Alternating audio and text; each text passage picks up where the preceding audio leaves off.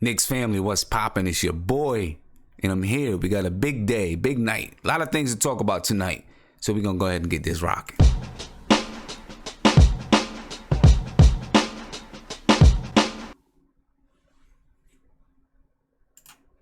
What's poppin', Knicks family? I'm glad you guys are joining me. Glad you guys are here. We got a lot of things to talk about tonight. And here we go. It's already starting. This season is upon us. And we are here. And I see Pedersen already says the Courtney Lee rumor is fake. I doubt that's fake. I do not believe that's fake. Maybe, that's something that we've kind of known for a while, I think. That Courtney Lee was probably headed out. I think he's headed out. But we're gonna talk about it. We got some people in the video chat. And listen, you know what? The video chat lately has been a little bit light, which is okay. It's not bad. We got Viv, we got Ant, we got Isaiah. Isaiah, can you turn your phone around for me so we can try to keep the chat symmetrical as much as we can? Thank you. Nah, no bucket hat today. Decided to go without the bucket hat. Some days I do, sometimes I don't. Sometimes it's hot and I just don't want to wear it. It is what it is. But we got some things to talk about. I didn't even get to say hi and ask you guys how your day was. I'm just jumping out there and start talking about what's going on. You know what I mean? But how was your day? Mine was good. I had a good day. Had a decent day. Attended a couple of meetings that I had to attend, which was cool. They went very well. I went to 2 hours of basketball workouts. So it's been a good day. Viv, thank you for the super chat. I appreciate it. You say Lee's got only one real source. Follow him on Twitter. Okay, so he's the only source. You're saying only Lee's the source. Okay. But yeah, had a good day, man. Just I went to, you guys know, I talked about it before. My daughter is potentially gonna go to go to a new school to play basketball and also complete her academics. That's number one. That's first and foremost. So we went there tonight. Worked out with one player from the team. The boys, one of the younger boys' team, they were there. And, so we worked out with them. We had a pretty good workout. And then a couple of girls from my AAU team came as well because he wants to speak with them too. So we'll see what happens there. I see a lot of people saying fake news, fake news, fake news. Maybe it is fake news. Maybe I'm just strict. I don't know. You know what I mean? But I think it's really come, Mark Berman from the New York Post. You guys know who Mark Berman is. Mark Berman from the New York Post. And listen, the report that I'm reading is not that Courtney Lee is saying he wants to be traded. He's not saying I want to be traded or demanding a trade. It's more, if he is traded, if that's going to happen, then at least trade me to a contender. Right? I'll bring it over. Let you guys see what I'm talking about. This is...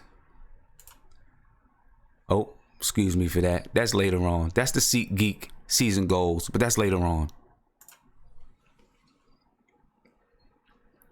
So Courtney Lee, for those who are just listening, there are some people that only listen to the show. There's some people that go on Stitcher and listen to the show.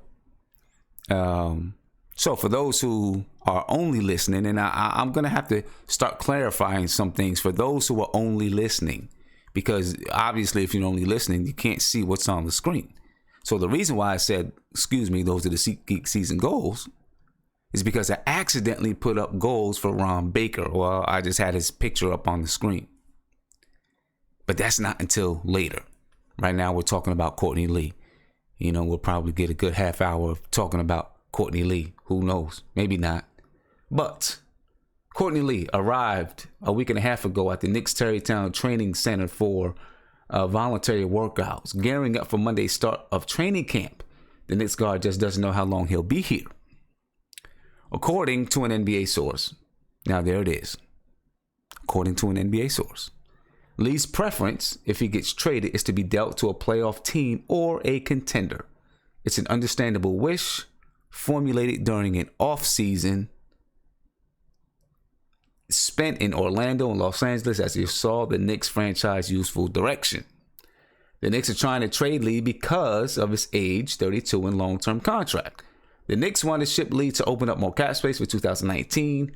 Lee has $12.2 million remaining on his deal for 2018-19 and $12.7 in 2019-20. All right. The rest, you can read it. You can go read it and check it out. The rest, just talks about, that he signed a 4-year deal. When he signed the 4-year deal, obviously he was, he came in with Derrick Rose. He came in with Joakim Noah. And he was, he thought that the Knicks were, I guess he was with Derrick Rose and thinking that the Knicks were going to contend with that squad. And now you got youngsters like Damian Dotson, Alonzo Trier, that plays shooting guard, Tim Hardaway Jr. that plays shooting guard. So there's definitely a glut there. And I am one who thinks that I don't know if it's going to happen before the season begins. I actually thought it was going to happen by now. I did. I thought that Courtney Lee might have been gone by now. But I mean, it's the only smart thing for Courtney Lee. If he is to be dealt, then the only smart thing is for him to be, I'd want to be dealt to a contender as well. 32 years old, I'd want to be dealt to a contender. You know what I mean? And I don't want to play for any more bottom feeder teams. I want to be dealt to a contender because, my career is starting to wind down a little bit. 32 years old. Happens that way. So, we'll see. I know Viv, before we even started the show, was talking about it a little bit and about, what sources or what source this might be. So we're going to open up the chat and talk to Viv a little bit because Viv might come in and just quell everything, just put it all to rest. You know what I mean? Viv is as close to an insider as we have on NBK right now, to tell you the truth, man. Viv gets the news. I don't know. He's got some secrets. He's got some, he's got some contacts somewhere. I believe it. You know what I mean? We got some contacts somewhere. So we got Viv up. We got Isaiah. We got Angie. We only got 3. Oh, I'm sorry. That's not. Isaiah's gone. That's Prince. Isaiah's gone. That's Prince. Prince got the kids rocking in the background, joining the show. I'm feeling it. I'm with it. You know what I mean? Viv, man, what's popping? What's going on, Sam? How you doing? I'm good, man. I feel good. I've had a good day. I feel good. Happy. So, good. Tell us what you know, Viv. Look, Courtney Lee, he has been known to leak information to one guy, and that guy is on Twitter. I kind of put it in the chat. This guy, he broke the Lee signing first before any of the big guys did it. He mentioned a lot of the tension that happened in the locker room that first season. He was the one who broke that information. And Lee likes to send all this mixed signals, about, I'm unhappy, this and that. When this guy, he just posted something recently. He said, Lee's not looking forward to be traded, but he wants to play meaningful minutes. So again, it's just one of those things where it's like an ambiguous comment that really means nothing. But it really all boils down to, I don't think Lee knows the market sucks. So he's just, he doesn't really want to be traded. Berman's trying to bring up some scoops just to make things interesting.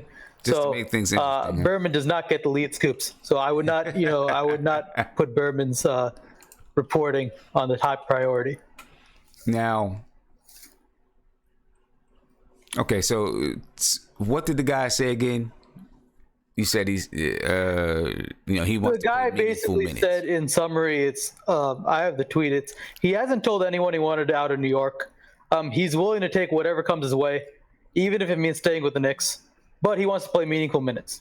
Meaningful. But he's not told anyone he wants to be traded. Yeah, and I don't think he told anyone that he wants to be traded. From what I read, it seemed to me that it was like, if I'm going to be dealt, then I'd rather go to a contender. And I can understand that. You know what I mean? Yeah, I mean, that's a natural conversation. I mean, but yeah, I don't think he wants to be traded like that. But he knows the market, so he's realistic. Okay. And you know, we're gonna talk about the Knicks Town Hall in a little bit, but they did mention Lee as a leader in the locker room and somebody who they'd be counting on because, you know, he's a professional. They talked about Lance Thomas a lot, and we'll get to that. But they did talk about Lee and how Lee was, you know, professional. He's someone that they can, you know, young players can watch and blah, blah, blah, blah, blah. I personally think they should, and I believe they probably are looking for a trade, you know what I mean, for Courtney Lee. I believe that they probably are. I would be if I was the Knicks. Not because I don't like Courtney Lee. Not because I don't like him. I really do like Courtney Lee. I think that Courtney Lee, I mean, he plays defense. He bring, you know, there was a point last year when I felt that he maybe gave up on the team, but then I took into account,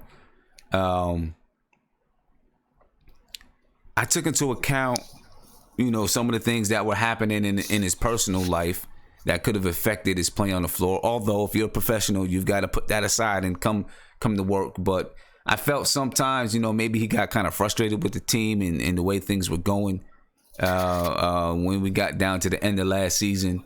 But for the most part, I think he's been a professional, you know, and I like to have him, but we got so many young guys that I think needs to play in the direction that we're going. You know, Lee just doesn't make sense for this team right now. You know, if you want to have a veteran there, you can get a much cheaper veteran to help, you know, be a leader than Courtney Lee. So I think if there is value out there for him and you can work something, I think it's the right thing to do. And the time is now to do it. You know what I mean? I see in the chat, Melra says Lee will probably be dealt at the trade deadline. That, you know, I can see that happening. Him being dealt at the trade deadline. Of course, you've seen the reports. And the reports that we already knew, you know, about Joakim Noah, the Knicks searching for a trade for Joakim Noah before they just waive him. You know, and, you know, so I see, you know, I don't know, maybe they're paying attention to this whole Jimmy Butler thing, and you got Courtney Lee and Joakim Noah trying to talk to Minnesota. Who knows? I don't know. Ant, what do you think, Ant? I think the best. I don't see the Knicks making any moves ahead of the season. I don't think that's the best course of action. I think they should wait to the trade deadline for the vets, for guys like Enes Kanter and Courtney Lee, because I think that's when contenders will be a little more pressured into giving us a favorable deal, because they need those extra pieces. Like someone needs a shooter or a 3-and-D guy, and we may be able to get more for Courtney Lee than we can get for him now. That's true. Or somebody that needs big man help. You know, we may be able to get a good deal for Enes Kanter, an expiring contract for a contender. So, you know, I think we should wait, hold pat. Okay. You know, wait till we have the leverage. Okay, that makes a lot of sense. That makes a whole lot of sense. Wait until you have a little bit more leverage before you make any moves. Mm-hmm. And yeah, you know, see how things, you know, start to brush out with training camp and things like that. In the end, I do not think, it's just me, I don't think Lee is here by the end of this season. No. You know. Oh, and Sam Isaiah trying to get back in the chat. Why does he keep going out the chat? What is he doing? I don't know. He just texted me and said, "Tell Sam, get me back in the chat." What's going on with you, man? Keep going out the chat. Switch your phone for me, Isaiah, please. You're trying to keep this thing all over the place tonight, man. And tell me about it. You know what I'm saying? Him and his girl must have had, you know, I don't know. He was with his girl the other night when he called in. He feeling good, so, you know, now he can't control his emotions or whatever it is. You know what I mean? But you know, I think that I do think that Courtney Lee. I don't think he's going to be here by the end of the season, though. No, I would hope not. And if if Courtney Lee, this is the crazy thing about sources and the players and all this kind of stuff. You can have a source that comes out and says something and reports it to somebody, and that person reports it, right? And even if that player did leak it, that player is going to come and say, I didn't say it. Yeah. Right? Because, I seen in the chat someone said, well, Courtney Lee said himself he didn't say it. I don't think that means a hill of beans, because, they're going to come out and say that they didn't say that, because sometimes it's all about getting, let's just say it did happen. Let's just say it was said. It could be all about Courtney Lee letting management know, if you do trade me to a contender, please. I think that Courtney Lee would probably go to the team himself. He seems like that type of dude, right? That would just go to the team and say, hey, if this is going to happen, trade me to a contender. But you just never know what's going on with negotiations. If there's something actually in the works, right? Or there were conversations, which there has to be conversations, people making calls all the time. Maybe they had something where they were going to trade him to the Phoenix Suns, and he was like, come on, man, nah. I don't want to do that. You know what I'm saying? That's not cool. I'm not trying to go to the Phoenix Suns. Can you do something better than that? They may be pretty decent this year. You just never better watch out for Phoenix, man. Yeah. So you just never know. You know what I mean? You never know. I'm gonna say this: where there's smoke, I think where there's smoke, there's fire. Everything may not be exact, but I think where there's smoke, there's fire. Sometimes things, I'll just leave it at that. Where there's smoke, there's fire. Sources. Tim, for what it's worth, looks like Ian Begley put out a tweet right now, literally a minute ago. I guess Lee spoke with someone at ESPN. He said he's happy being a Knick and looking forward to starting training camp next week. Okay, all right, I can accept that. I'll take that. I could take that. I could definitely accept that. You never know what goes on behind the closed doors, man. You just never know what happens. But you know what? I'll say this. If Lee is here, I'm rocking with him anyway, because I do like Courtney Lee. And if we end up keeping Courtney Lee and getting rid of Tim Hardaway Jr., so to speak, I ain't mad at that. I'd be happy. I'd really be happy. So, I have nothing against Courtney Lee at all. All right, I'm gonna take a phone call real quick, and then I'm gonna get to Isaiah and Prince. All right, you on live with Nothing But Knicks. What's popping? Hey Tim, thanks for taking my call. Oscar, what's my God, Oscar. I know it's been a while, but I'm off school tomorrow, so I just thought I'd call in. Yeah, I should be back more when the season starts, because you don't have any streams on school that on non-school nights, so I haven't really been able to call in. But once the season starts, when you have Friday night games, Saturday night games, I should be better. Okay, that's cool. Well, tell me, how has school been so far? Pretty good. Pretty good. Not much, good. Just work. All right, that's good. What grade you going into? Or what grade are you in? I'm in 8th. 8th grade? All right, man. Good, yeah. Good. You got this year, 8th grade, knock out this 8th grade year, and then you'll be a freshman in high school next year, stepping up into the big leagues, my man. That's what I'm talking about. Yeah. Yeah, so I know it's late for you, right? So I'll have quickly. School tomorrow, though. Oh, you got no school tomorrow? No. Oh, okay. All right, you straight then. All right. So what's your take on the whole thing with Courtney Lee? Yeah, about Courtney Lee. I know he said that he doesn't want to leave, or he didn't ask for a trade or whatever, but I really think holding on to him is just a mistake. Yeah, he's a good locker room guy, but we need to get rid of him at some point. A, we need minutes to fit in Knox, Zoni, all those guys. B, we need all the money we can get for 2019, so if we don't trade him now, we're going to have to trade him eventually. And also, he'll hurt our draft position, which I know is kind of obvious, but this year, really a top-heavy draft and doesn't have much depth. After the first top 5 or 6, the prospects really, really fall off. So ideally, we would want to be in the top 3, top 5. We made this mistake with O'Quinn last trade deadline. There were really a lot of rumors about him going to the Warriors for a second or something, which I think we really should have done rather than let him walk to the Pacers. But he has a lot more value than him. So keeping him, I mean, I just don't really see I don't think that makes sense. Yeah, I mean, I understand, and I'm with you too.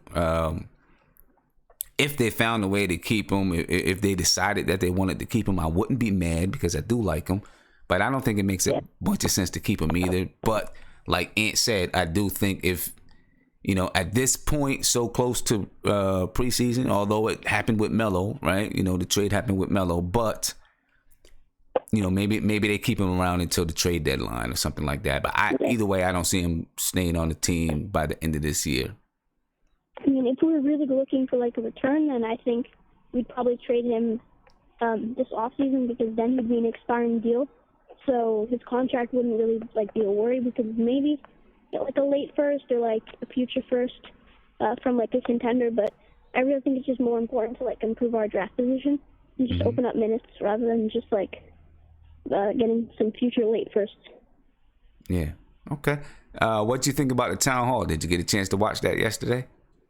I didn't. I heard they were it was just fans asking questions, right? Season ticket holders. Yeah, they're all season ticket holders, I believe. They got a chance to go. I heard that Mills said we're not going to trade any first, which, I mean, I'm happy about that. Obviously, that's happened for way too long, but I mean, they've kind of said that and shown that over the past few, year and a half. I don't know how long since Harry's been hired, but I mean, yeah, it's good to see that they're keeping up with that philosophy. Not really trading any prospects or not prospects or young players or good picks. Yeah. Okay. Well, Oscar, I'm glad the school year started off well for you. And I'm looking forward, as the season, when the season begins, after every game, we'll be on live after every game. So of course, Friday nights, Saturday nights, we'll be looking forward to hearing from you. Okay. All right. I appreciate it, man. Thanks. All right, have a good one. Later.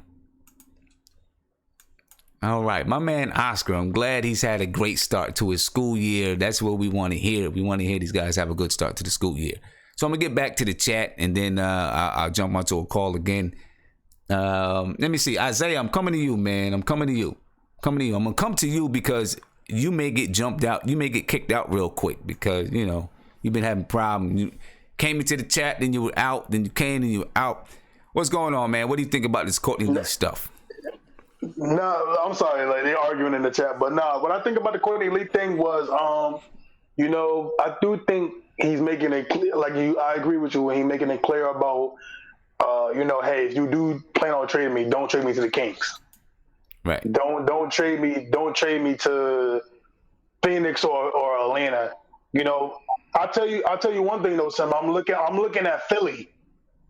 I'm looking at Philly as a potential trade partner to the trade Lee because sorry. That was right. Oh no, I'm saying Philly. I think Philly might be the best option for Lee right now, because they definitely need more shooters because they don't really have a lot of shooters. They definitely need more, and I do see if this didn't prove to me that the free agency that they couldn't get nobody, I think they got to still work it via trade because I don't think they're really a big destination for big time free agents. You know what I'm saying? So I do think Philly will be probably the best option right now for us. We could take back a second rounder or something like that for Lee. Okay. We'll see. I think I don't know. I don't know what I think. I think either Philly or I do think maybe LA. But I don't think LA is gonna jeopardize the cap that they got ready for next year. I don't think that's gonna happen. But I can see definitely. Well, you know what's crazy? I can see Utah. Utah's a sleeper. Okay.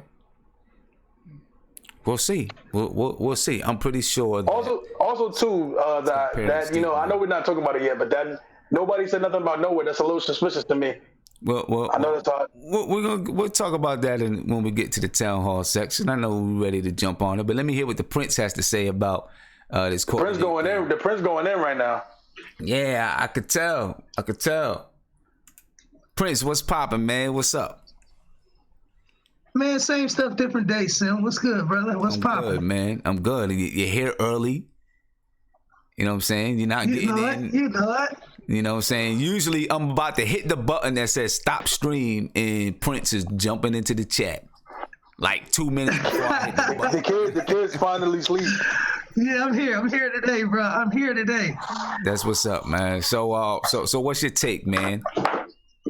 Man, I honestly, I almost jumped out my skin, man, when I heard Courtney wanted out, because me personally, I just think that just fits for our long-term goal anyways. If we get him going now before training camp, that's another roster spot we got, and just more minutes for the young cats. So That's $24 million off the book. But out of respect, like he said, if we do trade him, I do think we should trade him to somebody who at least got a shot, I don't know, get him out the East, send him West, see if we can get a pick from OKC or something like that. Maybe OKC might need a shooter.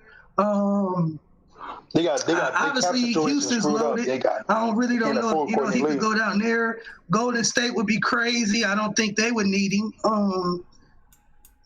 I don't know too many more dark horses in the West. You know what I mean? The East, sending to Toronto, I don't know what type of resources they got in Toronto. So, I mean, I don't know what would we get back for him. Would it just be one of those things to just get rid of him? Or are we truly trying to gain assets for him on the way out the door? Yeah, definitely. I think, you would definitely be trying to gain assets coming out. Yeah, you definitely be trying to gain assets. You're not gonna just trade them just to trade them. You'd be trying to get something in return. I mean, one of the things that you'd be getting in return is possibly salary cap, clearing salary cap for 2019 or something like that. You know what I mean? Right. Possibly.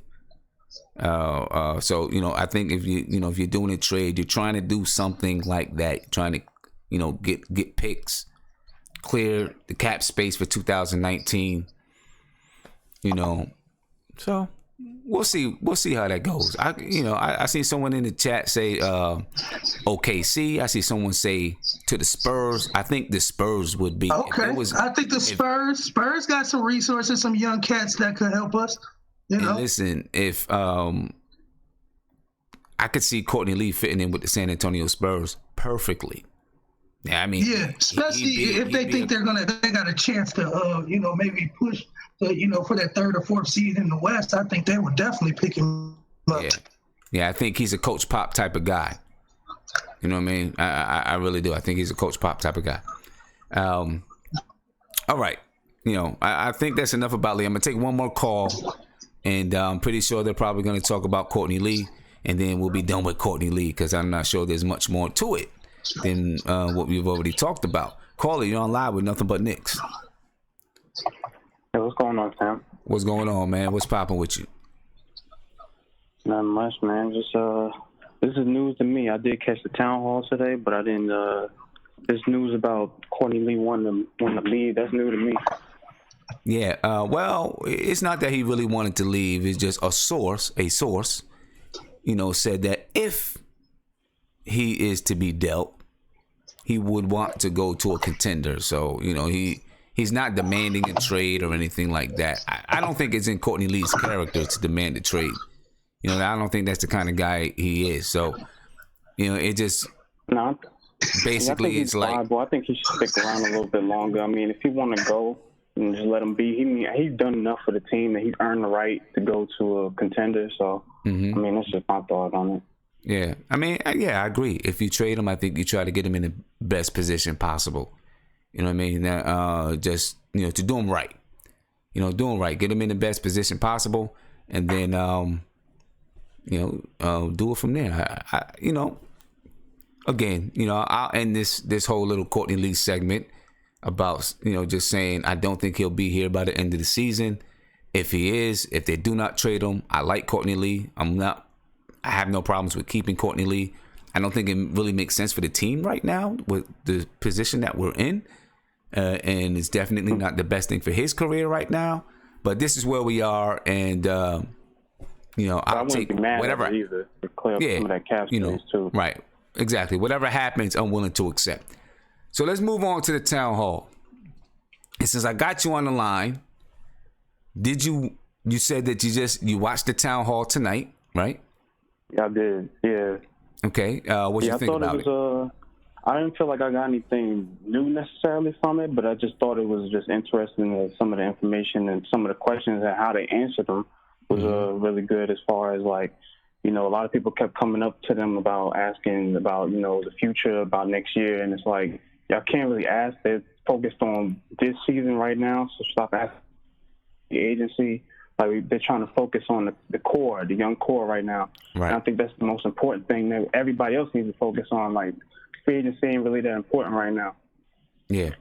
And that's something that I was very proud last night when I watched it last night. I was proud because it's something that we've been talking about for the last 2 shows, to be honest with you. That the Knicks need to be focused on 2018, 2019, focused on the players that we have, not playing to try to get somebody else. You know what I mean? So, when they continue to say that in the town hall, and I wouldn't expect them to say anything less, but when they continue to say that in the town hall, it felt good. I was glad about that, man. I like what I heard. Fizz was, he kept pressing the issue on positionless basketball. Like he doesn't want to lock down specific players to one position. He wants everybody to be all over the floor if they need to be. Yeah. I feel like that was important, and he's saying like they're all familiar with the idea that there's a couple guys that are getting their second. This might be their last stop as far as the NBA, so they got to put it out all on the line. Right. This season and show that they need to stay in the NBA because it's the big leagues. If you can't play, then you got to go. Right. So. Right. I felt like that was important to address to the people as well. I mean, we all know that, but it's good for like the casual that's not so into everything in regards to, all of the stats for the players to know that some of these guys weren't necessarily the greatest on their other teams. This is their last stop. They gotta play hard or they're going. Yeah. So. Yeah, for sure. All right, man. I appreciate your call, and appreciate it, Sam. I look forward to hearing from you again, man. Yeah, shouts out to the chat. No doubt. Everybody have a good night. All right, you too, bro. Peace. All right, take it easy. Yeah, the round table, the Knicks round table. I'm gonna tell you what. For me, it was a good feeling. Last night's round table, it just had a good feeling to it for me. At the end of it, there were a lot of laughs. There were a lot of people that, the fans, season ticket holders that seemed to be, people who asked questions. They wanted to know about free agency, obviously. But I think people left there happy, feeling good about what they heard. There's just a good feel. There's a good feeling around the team, a good aura around the team. And these 3 guys, especially David Fizdale and Scott Perry, are bringing that type of aura to the team. The type of aura, when you're in school and you have a class and you have a teacher that you really enjoy, a teacher that makes the class enjoyable, and you cannot, you're excited about going to the class every day, or even if, the rest of your classes are some bull, but that one class you're like, yeah, but when I go in here, I know I'm going to have a good time and it's going to change my perception of the day. I feel like coming to camp or coming into practice, coming into the training facility, the guys have that kind of feeling with Scott Perry and David Fizdale around, and I'm gonna say Mills too. Just have that kind of feeling like when I'm here, this is fun, this is enjoyable. I get to work and laugh and play at the same time. And it makes you, when you're in that kind of environment, it makes you want to work. You want to be there, even if there are position battles going on. Hey, we're in a position battle, but we're still going to do this together, and we're going to make this happen together. I get that kind of feeling with this group, and I feel like they're developing that type of a culture. I mean, that's what they've been saying, you know, but I feel it as I was listening to them and watching them. I could feel it. You know what I mean? I could feel it. On the line, who's this? Anthony Dunbar, you on the line? Yes, sir. Sam, I didn't mean to call. I didn't mean to call out your whole government. So my bad. But that's all right. That's what my mother and my father blessed me with. So that's good. All right, no doubt, man. So what's popping with you, bro? Sim, you know, Yes, sir. Your analogy about the school teacher and going to school and so forth, you know, it's kind of like how I feel about when I come to listen to nothing but the Knicks and you being the facilitator, the teacher, except for one thing. Okay. I appreciate that except for one thing. except for one thing. Okay, what's up? My day turns when you rush to defend your favorites on the Knicks who have no place here. When I rush to defend my favorites. All right, so who am I defending? Yes. Your Courtney Lee, and let's do right by Courtney Lee. Let's send him to some place. What has Courtney Lee done exactly in the Knicks uniform? Well, I mean, this is where I'm at with that. Now I'll explain that to you. It's my philosophy, because I would say if it was Tim Hardaway, who is a guy that Yo, my dude, I'm telling you that Tim must have bagged one of your old ladies back in the day or something, because you have a hard on for Tim Paws check it. I have never seen before. No, but check what I'm gonna say. Okay. If it was Tim Hardaway that was in the news to be traded, I'd feel the same way. I'd feel like, and I see some people say, don't, players, you can trade them wherever you want. You can do whatever you want. Things. I get that. I do understand that, right? But I'm of the mindset, if you're building the kind of culture that you say you're building, when you have a player, players want to know, any person want to know when you go to a job and you're working for someone, that your employer is going to take care of you. Your employer is looking out for your best benefit, right? So when you're searching for trades, and it may not always happen, I think when you're searching for trades, you try to put your players, the person that you're trading, you try to make it, if you can, you try to make it work out for everyone. So that person you're trying to help that player do what's best for their career. You're trying to do what's best for your team and the other team involved as much as you can. Because not only do you impact your team and the players that are coming to your team, right? But you have relationships with those agents as well.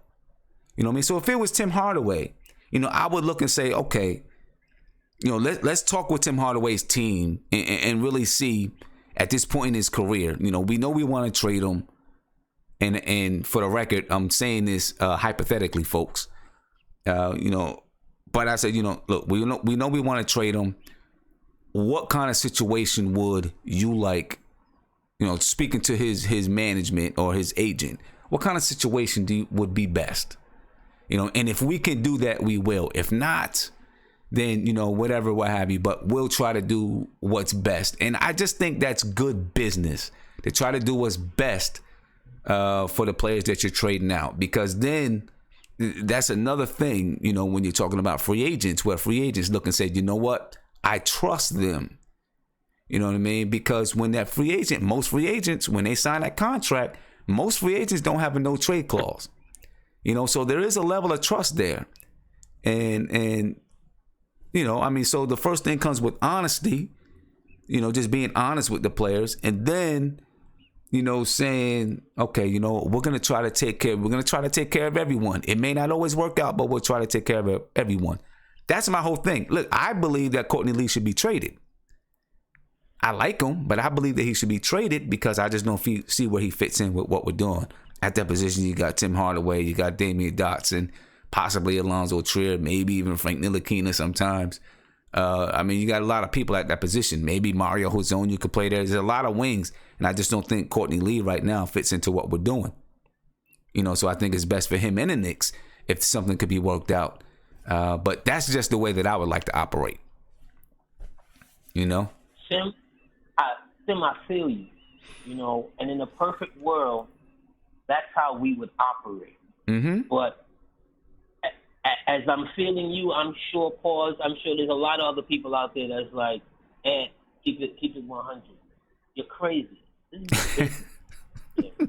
This is a business, okay? You're right. And athletes get millions and millions of dollars to be professional.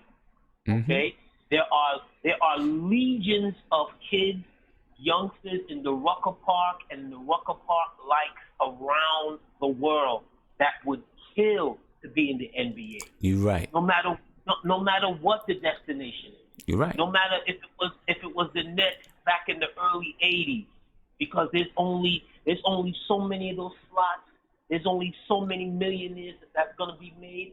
So I don't want to sound overly cynical on Courtney, but it's when we trade you, we're gonna let you know like 24 hours before that something's brewing. Okay, give you some chance, to say bye to the hotties, whatever you got around town, and keep it pushing, keep it professional. He hasn't done anything in this city to warrant that kind of respect. I felt the same way with Amari. Amari gave the Knicks 3/4 of a season, and you had so many fans that was like the Knicks somehow wronged Amari, a man who did self-inflicted injuries to his own self during the playoff season. And I don't want to get off topic. But what I'm saying is, Courtney Lee, he had to, once the Knicks drafted and brought in all these other young guards, he had to see the writing was on the wall. Yeah. He knows. I'm sure he knows. It's not long for him. I'm sure he knows. I'm sure he knows. I'm saying that the team is not long for him. If I'm thinking how these guys want to run this, they're doing a professional tank job. Okay? and I know you don't want to hear that, but you know what? If KP is not coming back, we shouldn't rush him back. Our young guys are exactly that, young.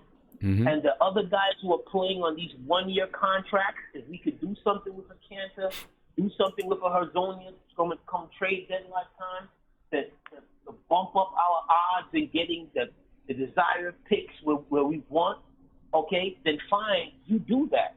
But to be sitting here, I mean, this is not Carmelo Anthony we're talking about here. This is Courtney Lee. But see, like I said, it's just, and I'm gonna let you go. So I know I got some other people calling in. I appreciate the call. Very good brother. Call. No doubt. And I do want to say this too. I can see the chat, looking in the chat. I didn't take anything you ever said in the chat as disrespectful. So. Oh, you know sure. what I mean? I'm just out here waiting for you to slip up with your 3 favorite topics, which is Timmy, Courtney, and Lance. Oh, and right. Knox is your 4th. But you try and mask your enthusiasm for Knox when you really want to tell people Knox is gonna have his 20. Nah, I don't try to mask nothing. Listen, I'm a big fan. I'm a big fan. And I think the kid's got a super duper future. I ain't even trying to hide it. On that note, I'm gonna let you rock. Peace to the fam out there, and we'll talk again, my brother. All right, man. Have a good one. You too. Peace. And just to kind of end that conversation off, it is business, and the NBA is a business, and I just always think in any field that it's good business to try, and that's the word right there, try, T-R-Y, to try and make all parties involved in a business deal happy. You know what I mean? To try. And it may not always work out, because Anthony, you're right. In a perfect world, it would work out all the time. And it doesn't always work out. But I think every team owes it to the players, just like the players owe it to the team. And maybe I shouldn't say owes it. right? Because you can just be the type of business person that's like, I don't care. This is what I'm going to do, regardless of how you feel. That happens, and it is going to continue to happen in the NBA. If it were me and I was the GM, the way that I would go about business is by getting input from the player, right? And say, okay, listen, we're going to trade you. And here's why we're going to trade you, right? What would be your preferred, I don't even know if I would say what would be your preferred destination, but what type of situation would you prefer to be in if I was going to trade you? I'm going to trade you. What situation would you prefer to be in? I'll do my best to put you in that kind of a situation, but first and foremost, I'm going to try to make my team better. That's first and foremost. I'm going to try to make the team better. Yeah, and I know you understand that. And if I can make the team better and put you in a good situation at the same time, I'll do that.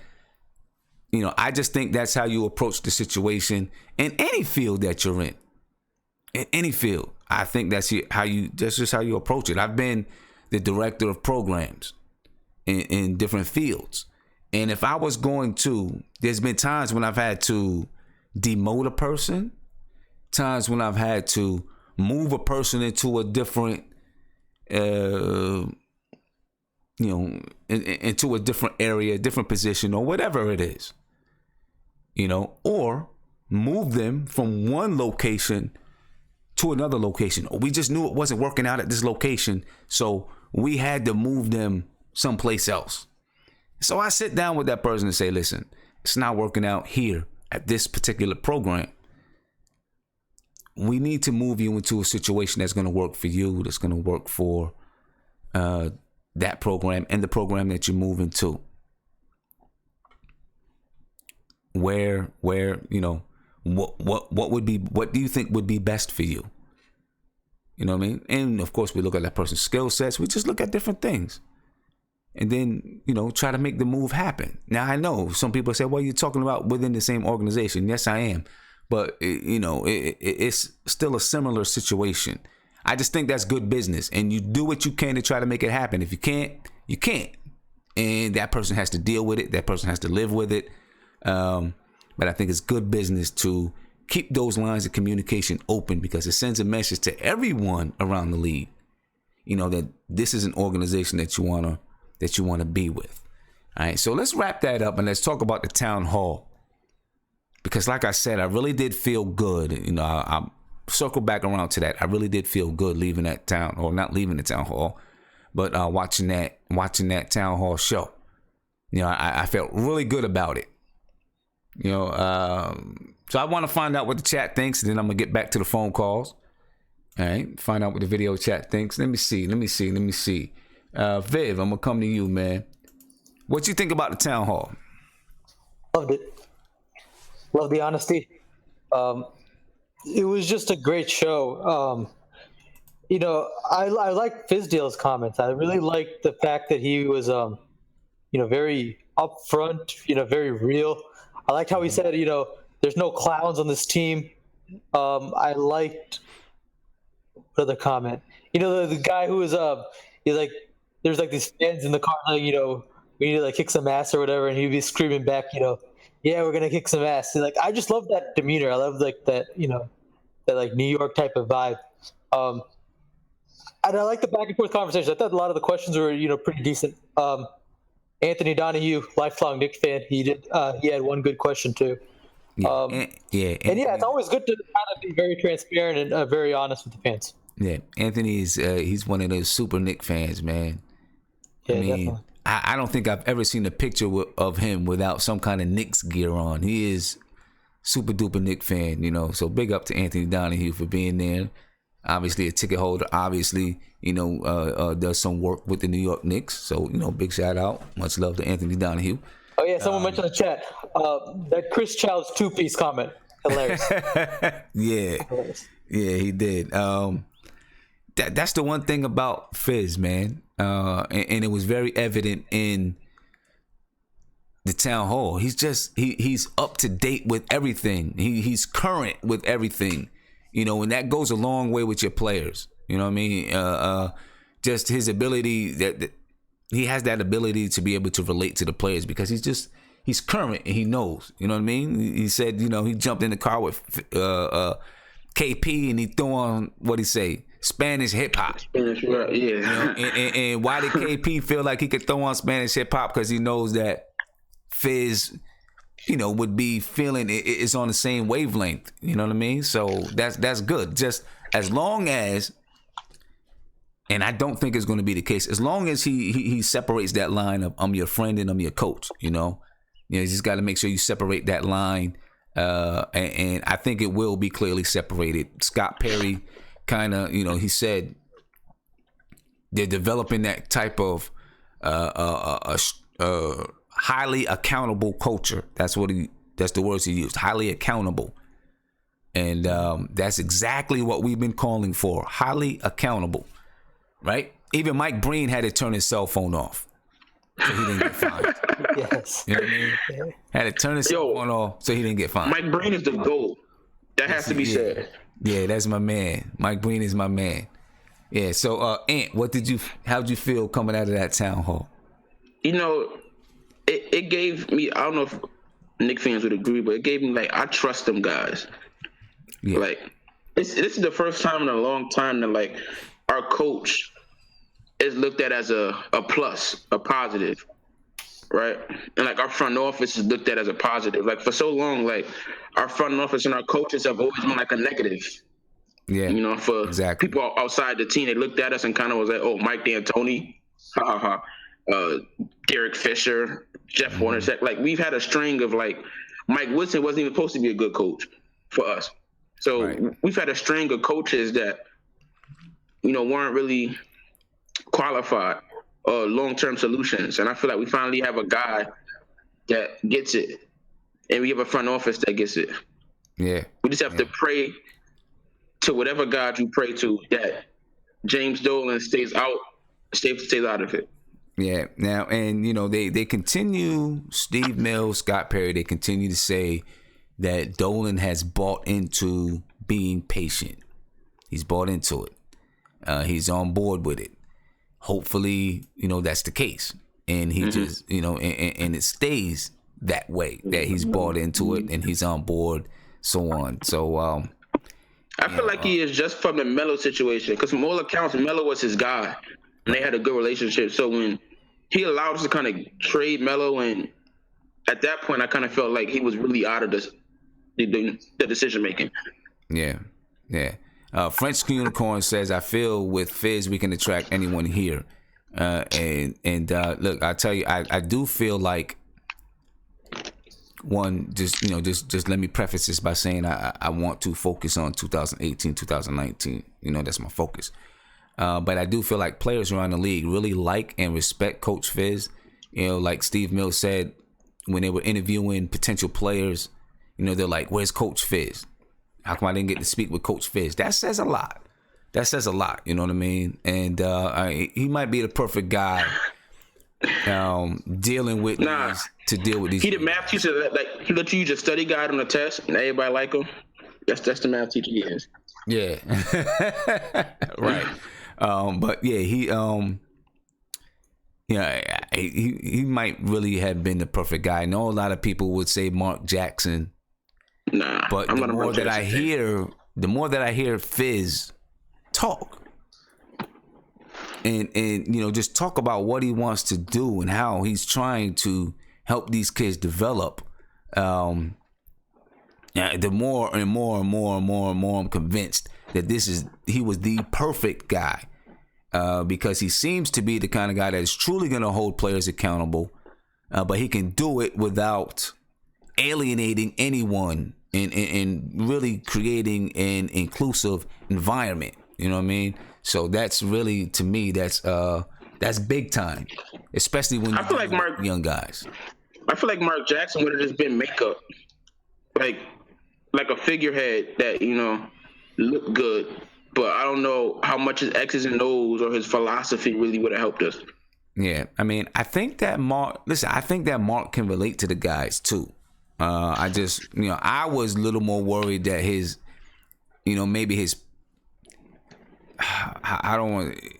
his personality, I just didn't. I don't know. I just didn't think that his personality was going to was gonna mesh. Listen, Mark Jackson in New York City, to me, it doesn't work. It's not going to. As a player, maybe it could have, but as a coach, I just don't. I prefer Jeff Van Gundy over Mark Jackson. And, you know, I think that Mark Jackson is just so fiery. I don't know, and I could be wrong. You know, I wouldn't have been mad if we had Mark Jackson though. You know, my choice was Fizdale and then Mark Jackson. I wouldn't have been mad with Mark Jackson at all. You know, I just thought that from what I've seen, from what I've witnessed with the Knicks, when you bring a guy to the Knicks that's from New York, you know, high profile guys, for the most part, it doesn't work out for whatever it is. The Prince, man, how'd you feel about the town hall? Man, actually, I was real geek. I liked it. You know what I'm saying? It was something different. Like I said, a breath of fresh air. We hadn't seen nothing like that. They didn't have to do that. But as fans, it keeps us kind of, you know, like on the hook, like one more. So I was, you know, so proud to see my front office and my coach, you know, being represented on that stage and people really respecting them. You know, I respected the fans who asked the questions. A lot of them kind of answered their questions, which was funny, but, you know, it was good to see them, you know, at least challenge the front office to make sure that they're going to stick to their guns with what they decided that they was going to do. So it was good to hear them say that that's what they were going to do and show us that that's what they've been doing. But we're dealing with some very highly educated and some real businessmen. You know, them dudes aren't pools by no means. Yeah, and the Knicks, they didn't have to do it. I mean, I think they did some similar things, but I know for a fact that they're trying to find more creative ways to reach out and be in touch with the fans. I actually got a call from Dan Sabrine, who's the vice president of public relations, the other day. And, you know, because I was asking him about you know, media day and stuff like that. So he gave me a call and he said, you know, right now they didn't want to really open up media day to outlets like mine at this point, but there could be some other things, you know, down the line. So we'll keep in contact to do some other things or look at some other ways that, you know, we could be at some other type of events. He said because we're trying to broaden the way that we reach out to fans and using, you know, channels like this and other different types of outlets to reach out to fans. So, you know, they're trying to do some things. They're relaxing. Maybe they're relaxing on that public relations just a little bit. It's kind of like what Yes Network. They're doing it where a couple of the YouTube guys, like, they're marketing them. So on commercials, you see them up there, and you know they're using that. So you may be in a commercial soon, son. Yeah, you never know. You never know. But so I wanted to get media credentials to be at at media day. I've had in the past, but it's cool. You know what I mean? You know, it's cool. I'm not tripping about it. We did, when they talked about leadership, right? And we're gonna get to Lance Thomas in a bit, but when they talked about leadership, the question came about who's gonna be the leaders. Lance Thomas was mentioned, Courtney Lee was mentioned, and as Cantor was mentioned. No mention of Joakim Noah. I mean, to me, I don't think there was a mention of Joakim Noah throughout the entire town hall. And not one fan asked the question. So, that kind of let them off the hook. You know what I mean? But, not one mention of Joakim Noah. I mean, the writing is on the wall. You know what I mean? It's... he'll be gone. I guess they're still looking for a trade for him, right? But he'll be gone in a matter of days, most likely.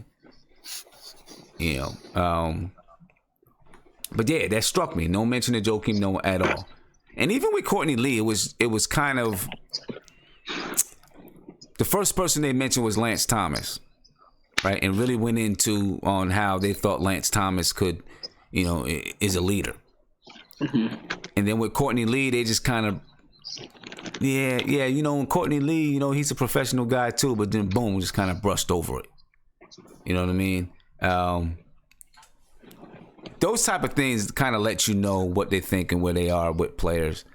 So that's something that stuck out to me. Another thing that stuck out to me, and I think I've heard this before, David Fizdale, he said, you know, he sees where he can play Trey Burke, Emmanuel Mudiay, and Frank at the same time. So I guess to me that would be Trey at the 1. Well, you know, you're talking positionless, but if we're talking positions, that would be Trey at the 1, Emmanuel Mudiay at the 2, and Frank Ntilikina at the 3.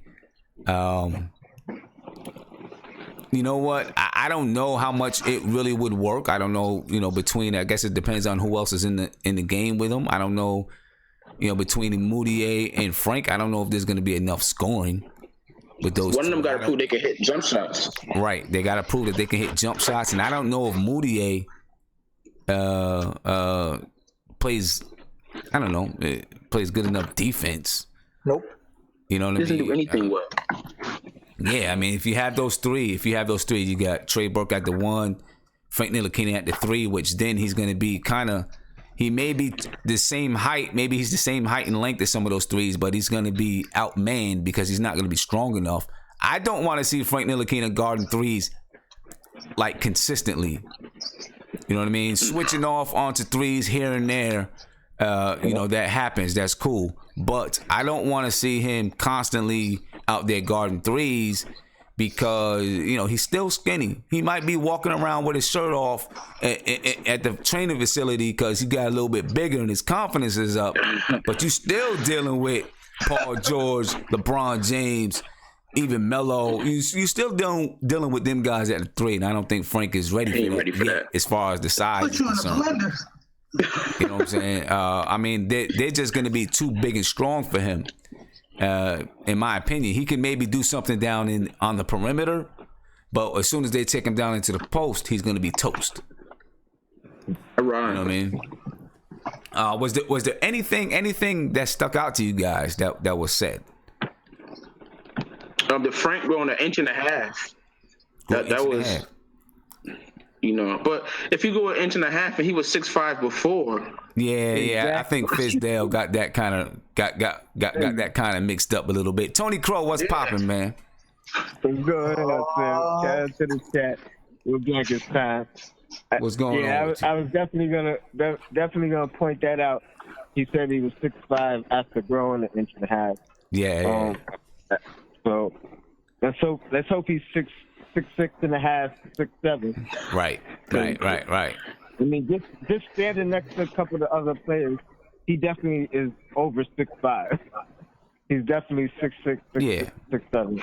Yeah. And CP the artist says he thinks Frank is ready, that he has long enough arms to guard that 3, and I think so too. I think he can guard that 3 spot here and there when they switch off. I just don't want to see it being consistent. He's gonna need to be. I mean, like you said, guarding the 3s on a switch is going to be good. But consistently playing a 3, I don't know about that. Yeah, because I just don't think he's strong enough to do that yet. I missed the beginning of the show. What's going on with Courtney Lee? He said he wants to be traded? No, he didn't say he wants to be traded. He didn't say he wants to be traded. I think a source, said if the Knicks are going to trade him, he wants to go to a contender. Well, yeah. That's understandable. Right. Yeah. Another thing that, and for all the people, there's been a lot of people with Jimmy Butler out there talking about trades. That's willing to give up a first round pick. I'm not gonna lie. I said I was one of them, and when I said it, I wasn't specifically talking about Jimmy Butler. I really was. I mean, I agreed with who's marked, but really my intentions was if there's a player out there that you really, really want, I'm not opposed to the 2020, and I'll stand by it. I'm not opposed to giving up the 2020. Obviously, I'm not opposed to keeping it either. And Scott Perry, Steve Mills said they're not trading their first round picks. So I guess you can put a hush on all of that. They're not trading the first round picks. Nice. I tend to think differently, though. I think if something comes along that you just is like, yo, you might just have to do it, right? If Golden State, and I know this is hypothetical, and people are gonna say, "Son, you're dreaming," and all this wild stuff. You already know. I already know what's gonna be said in the chat, right? You know, nothing is ever definite for me in the NBA. I don't care what anyone says. Nothing is definite to me. There's no untradeable players. You know what I'm saying? Because if the right deal comes along, you will make the trade, and that's just me. The right player comes along, you will make the trade. If Golden State said, we trade you KD right now for Courtney Lee, Tim Hardaway, and the 2020 pick, I guarantee you the Knicks do it. So, you know what I mean? You know, I guarantee they can have 2019. They can have 2019. I'll give them 2019. Don't kill the day. Don't kill the day. No. Let's not play ourselves now. I mean, but my point there is that if the right thing came along, they would do it. I believe they would do it. You know what I mean? If the right thing came along, I believe they would do it. But I still respect that, you know, they want to keep those draft picks, you know, because like we talked about in the last stream, those draft picks give you value, especially if they come in and they come in and they're able to produce at the level of another veteran that's in the league or whatever it is. They give you value. So, you know, I get it, and I respect that. You know what I mean? I respect that. Anything else pop out for you, Tony? I actually didn't watch the full thing. I just watched clips, mostly questions and then the answers. But I heard you point out that Joakim Noah wasn't mentioned in the entirety, which is telling. And I'm still of the belief that we might, like, there's no reason to rush in getting rid of him at this point. But I mean, hey, if he's gone, he's gone. I think if he's gonna be gone, it should be in the next few days, or you know, just wait it out and see if something transpires before the deadline. I don't think they can really get rid of him for, you know, just for no reason. Okay, now my thing about what do you do with him if you're waiting for the deadline? What do you do with him? Because it doesn't seem. I mean, it's very clear to me that he's not in their plans, right? So what do you do with him? Well, here's the thing: we have Enes Kanter. We got Luke Cornett. We got Nicky Robinson. We got Joakim Noah. We don't have another guy that could play center, at least until KP comes back. Why get rid of him without an option? Like, in case of an injury, we really don't know if Luke. Like, I'm pulling for Luke, but we don't know what he's going to be able to do. And Mitchell Robinson, I really think that he's at a disadvantage as far as not playing. Like, he could probably play off talent, off of energy, jumping ability, and that, but he's not going to be full potential when he's going to be like a year from now. So, I mean, I think it's more of an advantage to keep him, even if he's the fourth center on the list, in case something happens, somebody gets hurt, see what he could do.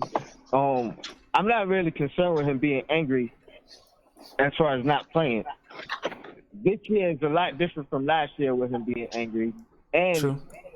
he already knows he'll get sent home if he's a distraction. Right. Or he'll get waived then if he's a distraction. So, Yeah. I mean, there's no real rush to get rid of him. Okay. And you know, I just think that if they had any thoughts of him playing this season, when they talked about who the leaders are of this team, that he would have been mentioned in that group with Courtney Lee, Lance Thomas. I think he would have been mentioned, because he is a veteran and he can be, he was one of the leaders of the Chicago Bulls back then. I think he would have been mentioned if they had intentions. If you going by his past year or so, he wasn't a leader.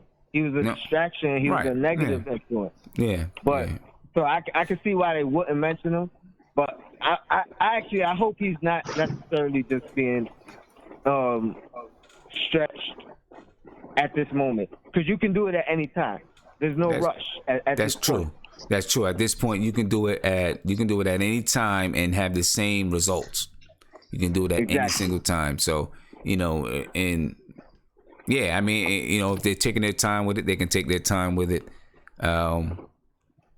From reports that have come out, they're still looking for a trade. I don't know, what kind of trade that would be. I don't think there's going to be any trade partners, but you never know. You just never know in the NBA, man. It happens sometimes. You know what I mean? I do want to say one thing that did stand out from the clips that I've seen, because I haven't watched it in its entirety. I'm gonna do that a little bit later. It definitely seemed like everybody was on the same page. I've seen a lot of laughing and joking and smiling together. I think this was definitely the most comfortable Perry has been in any public interview. Like he definitely seemed a little bit tight before, and particular with his words. And this one, they just seemed like they was flowing. Yeah. People were interacting with each other and cutting each other off and finishing sentences. And it was great to see. That was great to see, man. Yeah, it was. Yeah, I'm gonna end it with that. I'm gonna keep watching. Shout out to the chat. Your Black is time. Definitely. Then keep doing your thing. Hit me up later. All right, Tony. All right, peace, man. Peace. Yeah, it was definitely a very, very good, positive way to start the season. And I do want to throw a quick plug in here. On the 25th, we're going to have not really a town hall, but we're going to have a round table of our own. Hey. Okay, and we're going to have Viv is going to be here for sure. We're going to have some guys who are usually in the chat, like the Prince and Ant in the chat. CK2K, Knicks Film School, Jonathan Macri, all going to be here joining us in the chat. We're going to have a big roundtable discussion to really kick the season off. Of course, the 25th, that is the first day of training camp. So that night we're gonna kick it off. Well, hopefully we'll be able to book some other people into the show. And for those who, I might as well just say it now, but we'll get to it when we talk about the what's coming up in the schedule. Thursday night, for those who may know this guy, Sky Zoo, rapper Sky Zoo, is going to be on the show. Sky Zoo is going to be on the show. He confirmed it with me yesterday. So hopefully, everything is on the up and up. If anything changes, of course, I'll let you know. But Sky Zoo is supposed to be on the show. And if you haven't checked out his album, check out his album, In Celebration of Us. It's a good album. All right. So let's check out, let's see who's on the phone. Caller, you're on live with Nothing But Knicks. What's poppin', man?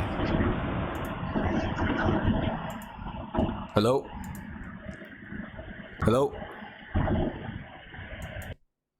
Missed him.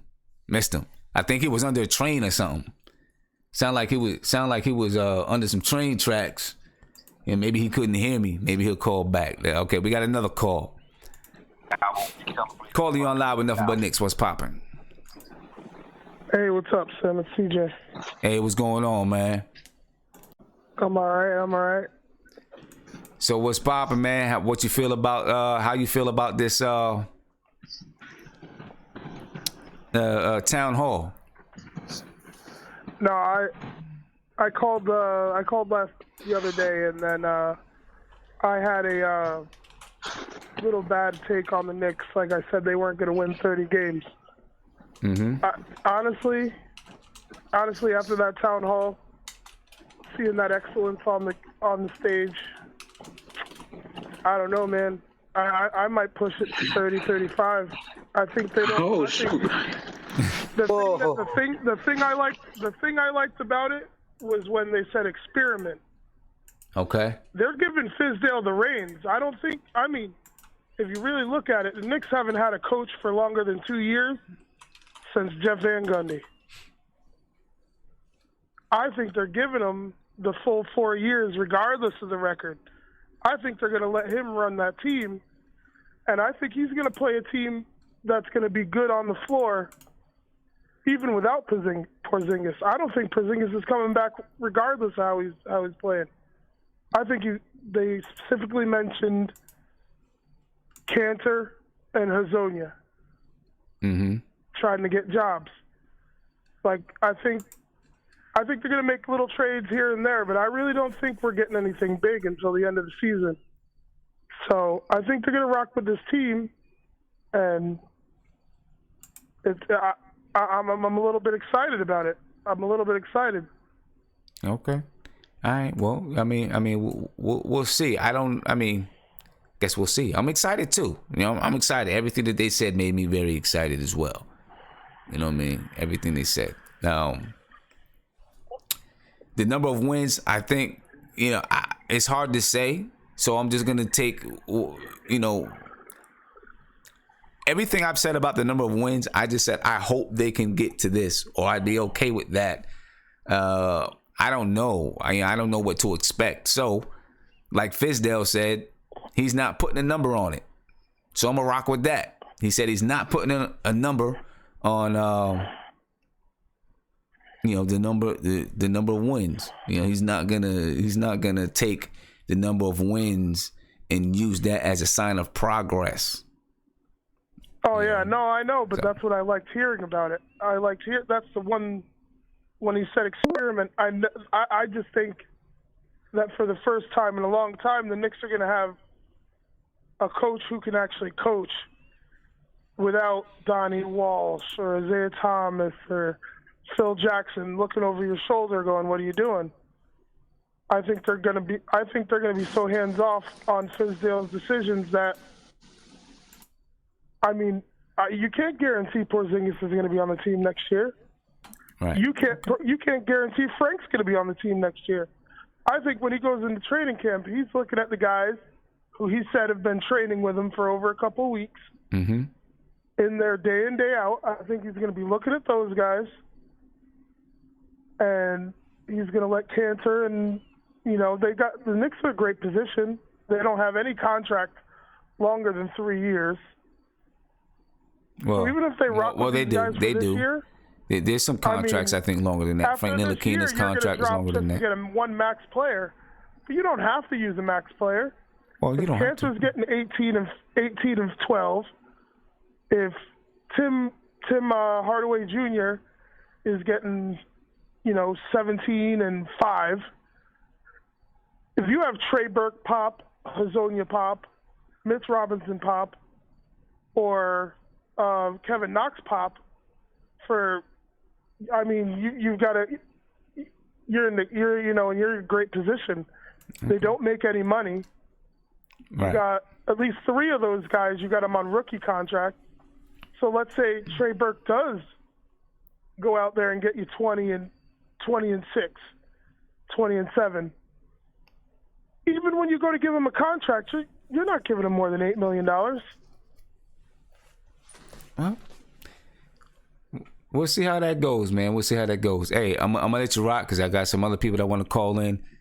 Stay optimistic, man. No doubt. Stay optimistic about that win total. We need that. We need the people to stay optimistic. Oh, Get the Tanks to Winks is I have out. One little quick thing about tomorrow. If you're not trying to video chat, is it gonna be? Are we just gonna be able to just go on the Yahoo app and? Yep. You'll be able to. You guys?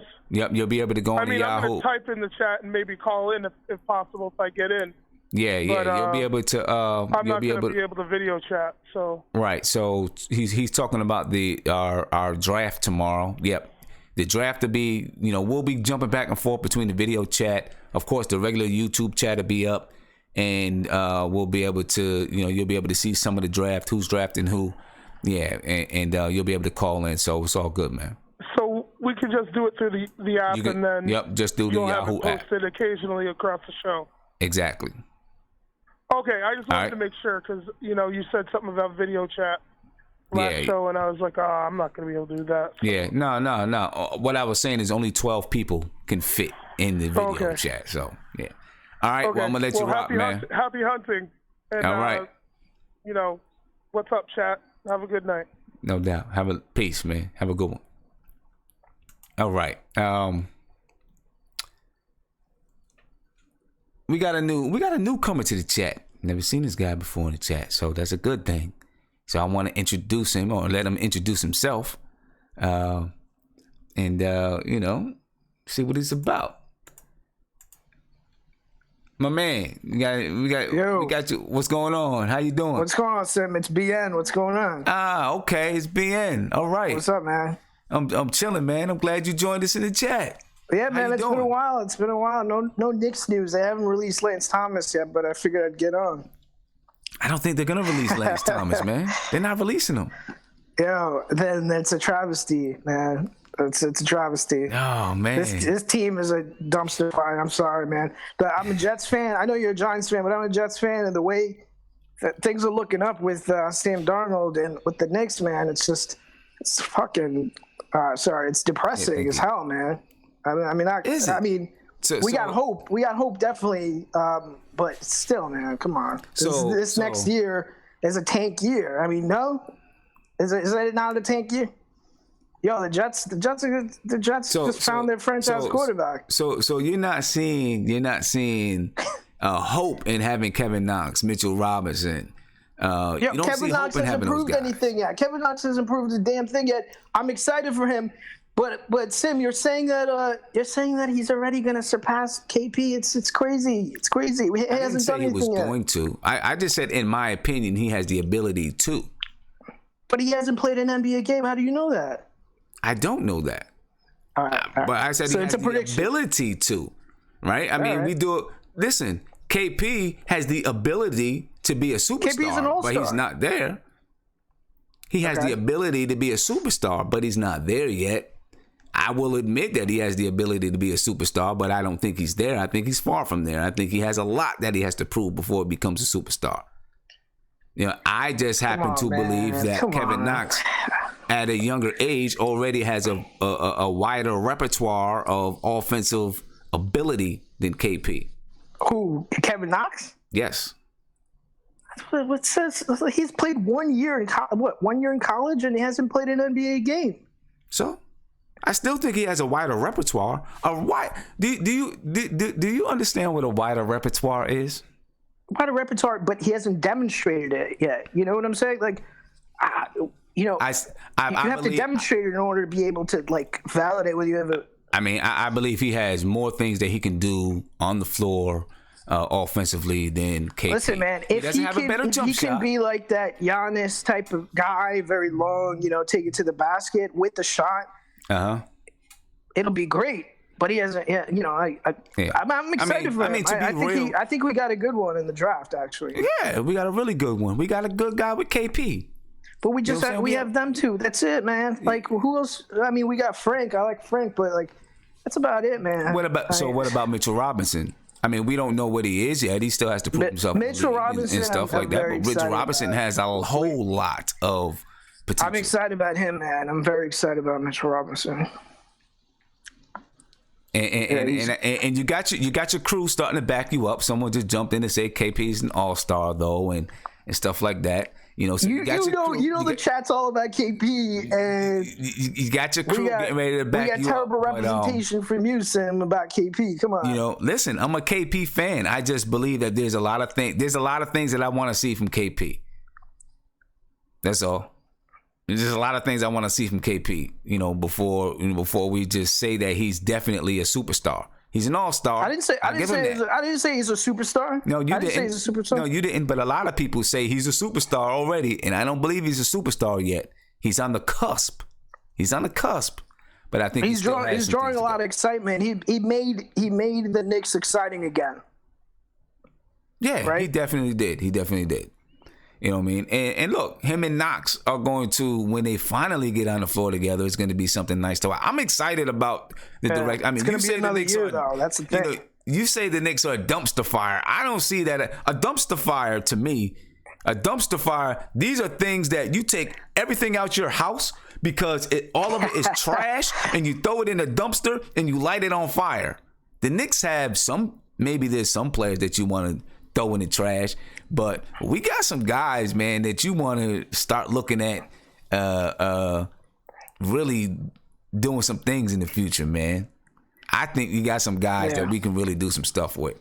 We got at least a year. That's the thing. We got at least a year. Yeah, I'll give you that. We got at least a year of maybe. But also in that town hall yesterday, I just want to say this. Fizdale, Scott Perry, and I know everyone's going to say, well, what are they supposed to say? But they could have said, we're not worried about, they could have easily said, we're going to develop players. They're never going to say we're not going to try to win games, but they clearly said we're going to try to win every game. With the players that we have, we're going to try to win every game. They could have worded it another way, right? No, I'm excited for Fizdale, man. Any other new Knicks news that's been going on lately? I haven't been really keeping up with the news. There won't be anything new until really new until Monday. I tell you one thing though, for those who do know who Sky Zoo is, and you guys will possibly get a chance to talk to him. I don't know if he's going to call in or if he's going to video in. But Sky Zoo wants to trade Courtney Lee, Frank Ntilikina for Jimmy Butler. It's on his Twitter page. God. He does. It's on his Twitter page. So, you guys, Jimmy Butler's how old? 29? 28? So, you guys, we'll see what's up with that. We'll see how many of you guys are ready to come at Sky when he gets on here to talk about that trade. I'm not trying to trade Frank right now. What's up with these trades, right? Because we're always on the losing end of trades. We never actually benefit from. I don't think we've ever benefited from a trade. I mean, the last few, that Melo trade we did well, right? Oh my God, are you kidding me? Melo trade we did well. You don't think so? I ran into Wilson Chandler in the city, and he was like, and I agree with him. He's like, the Knicks gave up way too. I mean, he's biased, but he's like the Knicks gave up way too much. No, I'm not saying for Melo. I'm not saying to get Melo. I'm saying when we traded Melo to OKC, we did well. We did okay. For Cantor.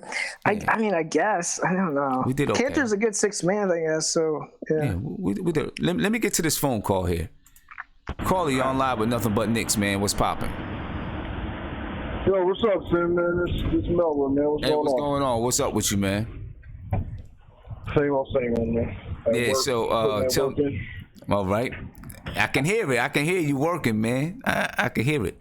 So how you feel? Yeah, it's a little loud. Yeah, so how you feel about the town hall? I'm going to take your call on the town hall, then I'm going to get to some of these SeatGeek season goals. All right, bet. It was cool, man. Like I was tuned into it like it was a President's State of the Union address. Like it was crazy how focused I was on it. Yeah. But I had to remember, like, I'm trying to train myself not to get too happy. I mean, with the Knicks, because I've heard a lot before. It just seems like this time is different. One thing that stood out to me, man, that nobody mentioned though, and this might sound crazy, but when the random questions happened and the people asked, "What was your favorite holiday?" Mill said Christmas. The coach said Christmas, and when it got to Scott Perry, if you rewatch it, the way he said Christmas and laughed after it and looked at the coach, I'm telling y'all, man, I think they know that KP is coming back on Christmas. Okay. Now, I might be bugging, but if you watch, now that I said it, watch that part over. Okay. And watch when it get to Perry and when he says it and the way they kind of give that laugh off. I think they know something, man. Okay, I'm gonna look at it. I'm gonna check that out. I'm gonna look at it. Chat, everybody in the chat, video chat, you guys make sure you look at it. Look at it. One more thing is to be devil's advocate. Mm-hmm. I understand what Perry and them are saying about the draft picks and not doing the draft picks and all of that.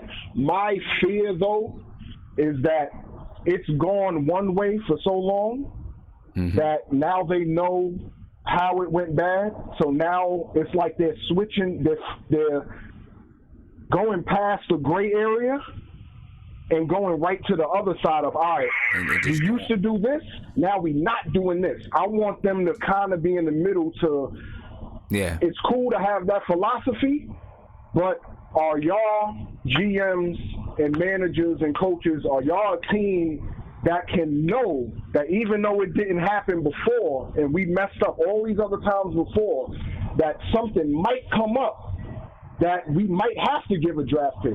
And I was watching earlier when you had, or somebody mentioned the KD, I think it was when Tony was on. They said if Golden State KD, maybe he would give up the 19, and everybody was laughing. Y'all are bugging. If they was trading KD to us right now, the 19 pick is gone in my mind. I would do it. Yeah. For KD? Quick. I do it quick. I don't know what everybody was laughing at. Like 20, yeah, but 19, if you giving me KD, yes, that 19 is good as gone. That's gone. But quick. Like I was saying, man, I just hope that Mills isn't under so much pressure to do it right that he doesn't see that gray area that something might happen. And then the other side of it, and I don't know if Knicks fans want to hear this, but people are going to pull our card and trade just because we talking so much and saying what we about and what we going to do. There's going to be teams that might offer something and try to test our card, and I'm just hoping Mills and Perry don't just hold to their key factor of what they want and actually mess up on getting a good trade because of what happened in the past. You understand what I'm saying? I get you. So basically you're saying it was so bad before, now they're going so far in the other direction just to get away from it that you miss out on an opportunity. And yeah, because sense. Even that in life, you might do something last year or 2 years ago one way and it didn't work. And then this time you're like, you know what? I ain't doing that no more. But the timing might have been right. Now might be the time for you to do it. Say in a relationship, you with a girl and you give your all to her and then that don't work out. You get in a new relationship, you know what, man, I ain't doing this for her, man. I'm going to treat her like this. But this might be the person that you need to do that with. Exactly. You was just probably doing it wrong with that person because that wasn't the person. Now you with this new person that wants this love and wants this appreciation. But because the other girl took advantage of you, you like, nah, I ain't doing that no more. Like, I would just want them to have the foresight to see if something does pop up. Don't just hold on to your guns because the fans or whatever said, let's not give up our picks and not do this and not do that. Like, see, if it's worth it, do it. And then let everybody say what they're going to say. But if it's worth it, do it. So that's all I'm saying. I just want them to have the foresight to know. And I'm hoping Mills, it's kind of scary right now. Mills I like what he's saying, but it seems like he got a little fear in his eyes with it too. Yeah. Okay. Nah, that's great points, man. Definitely some great points. Hey, Melvin, I'm gonna let you rock. But no doubt, man. You brought up a lot of good things, man, that got the chat talking a little bit. So great call, man. Great call. All right, bro. All right, later. All right, later, man. All right, peace. Yeah, that's a very good point, and his analogy was really on point. You know what I mean? Really on point. That makes a lot of sense. I mean, I'm one who just believe. I just believe that they can say all they want. They're not trading any draft picks, but if the right thing comes up, they're gonna trade a draft pick. That's my opinion.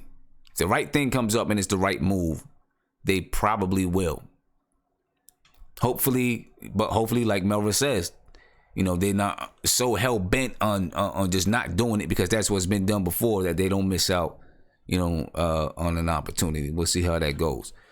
We're gonna get into these season goals, and one guy that we're gonna cover, I'm sure is going to, spark some conversation. Maybe two guys. We're gonna talk about Ron Baker. We're gonna talk about Lance Thomas. We're gonna talk about Isaiah Hicks, and then I open up the chat, see what the chat thinks about it. SeatGeek season goals. Go to SeatGeek.com, use the promo code NBK, and get $20 off your first purchase. All right? Do that. You getting ready to go to the game? Make sure you go to SeatGeek.com. Get that discount. All right? Nothing wrong with saving $20 here and there. So let's talk about Ron Baker. Season goals for Ron Baker. And I know this is going to, a lot of people's already, look, bum, and bum. That's all we get. You guys have no use for these guys. You know what I mean? Anyway, they're on a team. And so just like in the town hall, Fizdale said these guys got player development goals. And we've been going over goals for the last week. We've been going over goals. What I would like to see, what you guys would like to see. And it's very clear that Fizdale is going to give each player season goals to work on. So let's talk about Ron Baker, what I see from Ron Baker. One, he's got to earn consistent minutes. There's going to be a glut at that guard spot. We've been talking about Courtney Lee. You got Tim Hardaway Jr., you got Moutier, you got Trey Burke, you got Frank Ntilikina. There's going to be a glut there.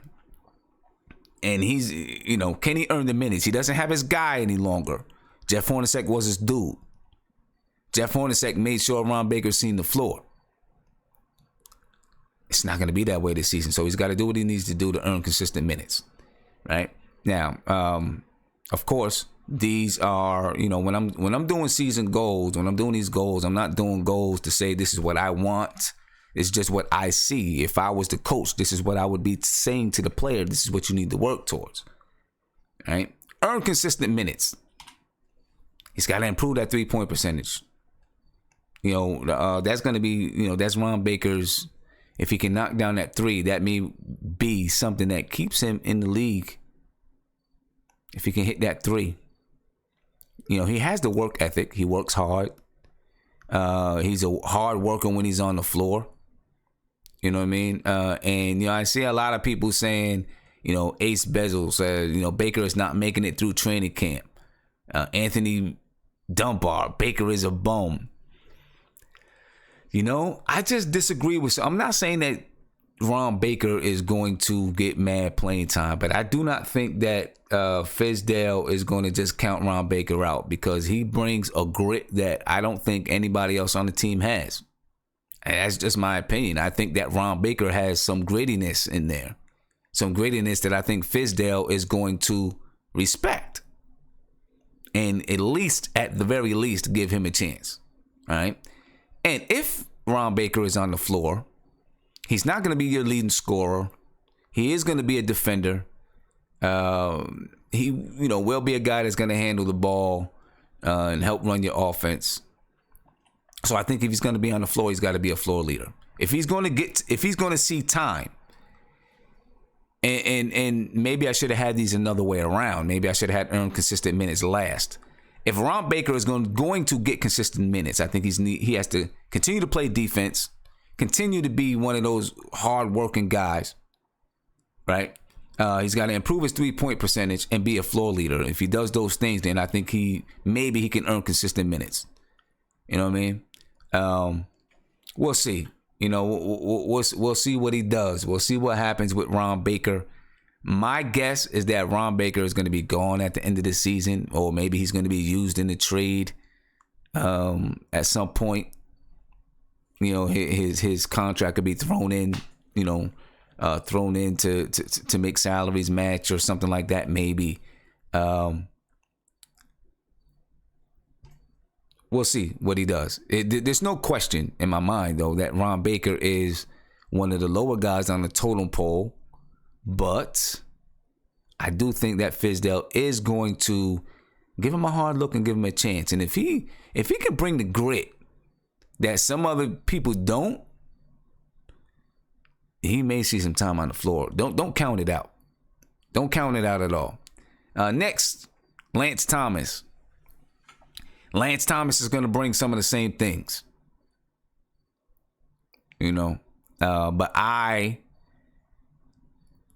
tend to believe that Lance Thomas is going to see the floor, and Lance Thomas will get playing time. I do believe he will. But some goals. Hit the open shot. Lance Thomas has got to hit those shots. I'm not going to lie. Every time, it surprised me when I seen that Lance Thomas made 40% of his threes last year. But Lance Thomas really has to, every time that ball got kicked out to Lance Thomas, I cringed. Because I was like, man, this dude about to miss it. So we need Lance Thomas to hit that open shot. He's got to hit the open shot. I feel like Lance Thomas was a benefactor of the triangle offense when Phil Jackson was here. He was a benefactor of it.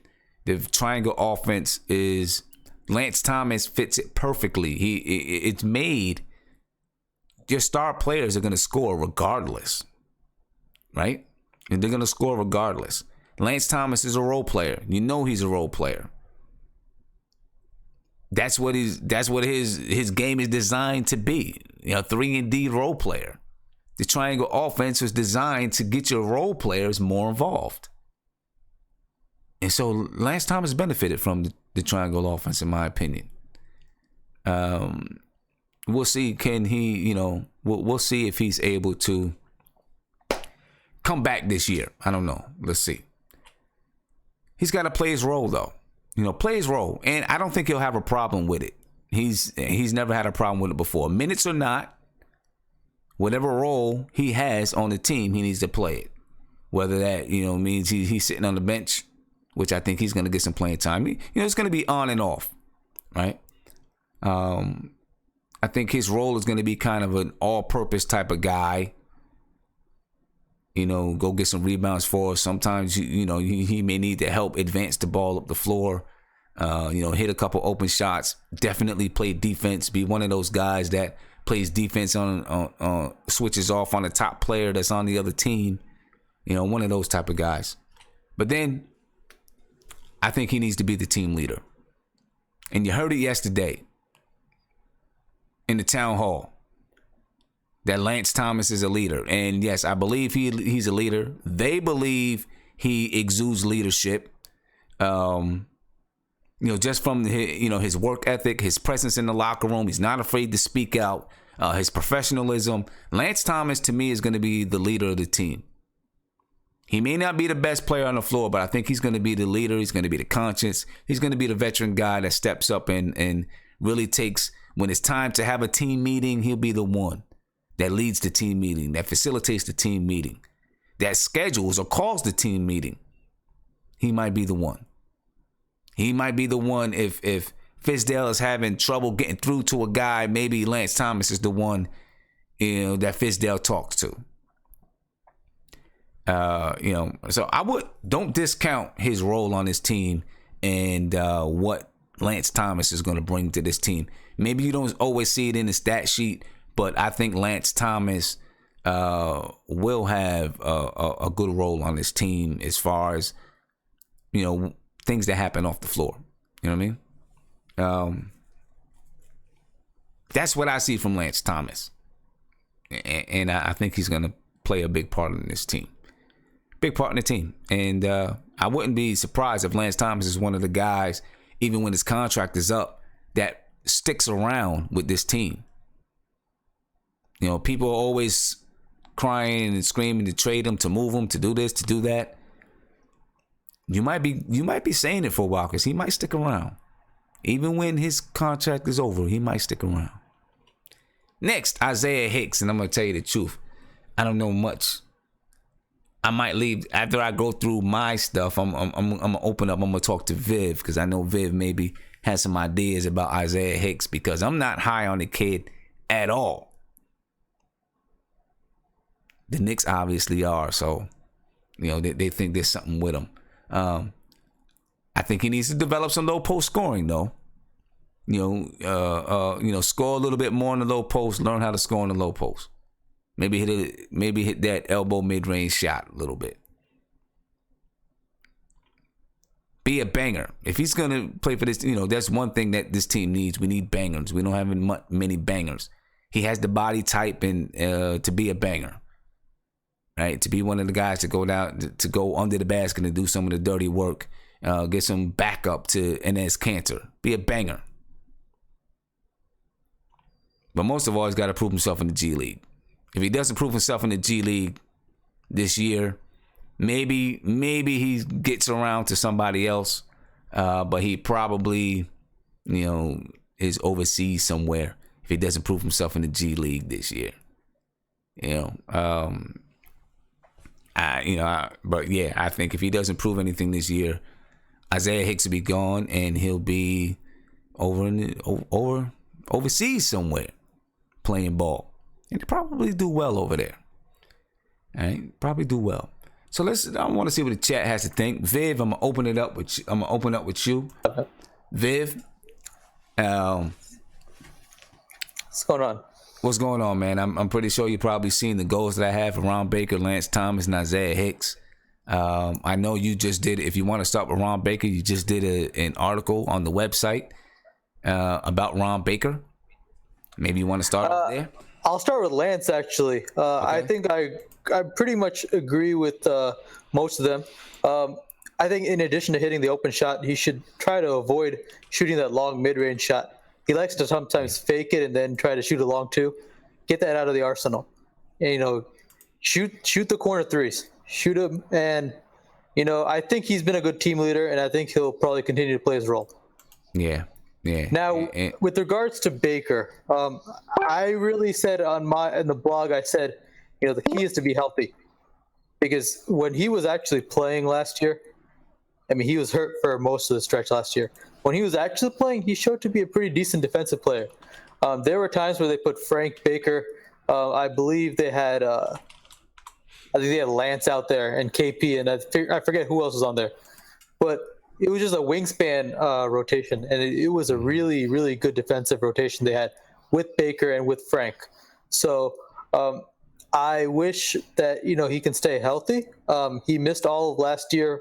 Well, he missed most of last year, the shoulder surgery, the torn labrum, right. And then he got stuffed by Anthony Davis, which messed up that that's the reason he's wearing the headband. And then he actually started, I think, preseason off with the injury too. So he was never healthy. So the real key is health. The second one is he, somehow the triangle, he forgot how to shoot threes. Or not forgot. He just, stopped shooting threes. He can shoot threes. He shot threes at Wichita State, so he needs to reintroduce that three-point shot. And that's really, like you said, there's going to be a lot of competition. So, those are like my main goals for Baker. I'm going to go into Hicks. Look, I think the reason a lot of people are down on him, they just saw a guy who just didn't look like he was in shape. Didn't really do much up in with the Knicks, which they're very valid points. Even in summer league, I don't really think he was in the best of shape entering summer league. Right. So a lot of what my goals are contingent on him being in shape. Because if he's not in shape, then nothing of what I say right now will matter. Yeah. So first is really being in tip-top shape. Yeah. The second is, can he develop a jump shot? The reason I say that is because when he was in Westchester, he shot a really, really high percentage from the field. And the reason he did that is because he got a lot of pick-and-roll opportunities. And when he was in the pick-and-roll, he showed to be an effective player above the rim. In a sense, he got a lot of dunks, he got a lot of layups, but his range was very limited. He's very Cantor-like range. But unlike Cantor, he's not slow-footed in the sense where he can, be a major hindrance defensively. There's a potential to kind of work with him, unlike Cantor in that aspect. So, the real key is, again, staying in shape and hopefully having a jump shot where he can, show some range out there. Yeah. Because if he can't show the range, then everything kind of becomes moot. Yeah. And, that's really what I said for the most part with Hicks. And yeah, that really sums up the three players. Okay. Let's see. I want to see what Prince thinks. Prince, what do you think about these guys, man? These three players. Where you at with it? Hey, honestly, man, I hate to say it, but I want to see Ron Baker be on the first thing moving. I don't care if it's a Greyhound, train, bus. Like I said, you wasting time. That's what me and Ed G just got that arguing about him or Moutier. That was our argument when we was arguing in the chat. As far as goals, I'm with Viv though. I would like to see if Lance, I mean not Lance, but if Ron Baker is going to be a piece that we can use. Like I said, we already got 5 or 6 point guards. I know we could use an extra 2 guards, especially if we lose Courtney Lee.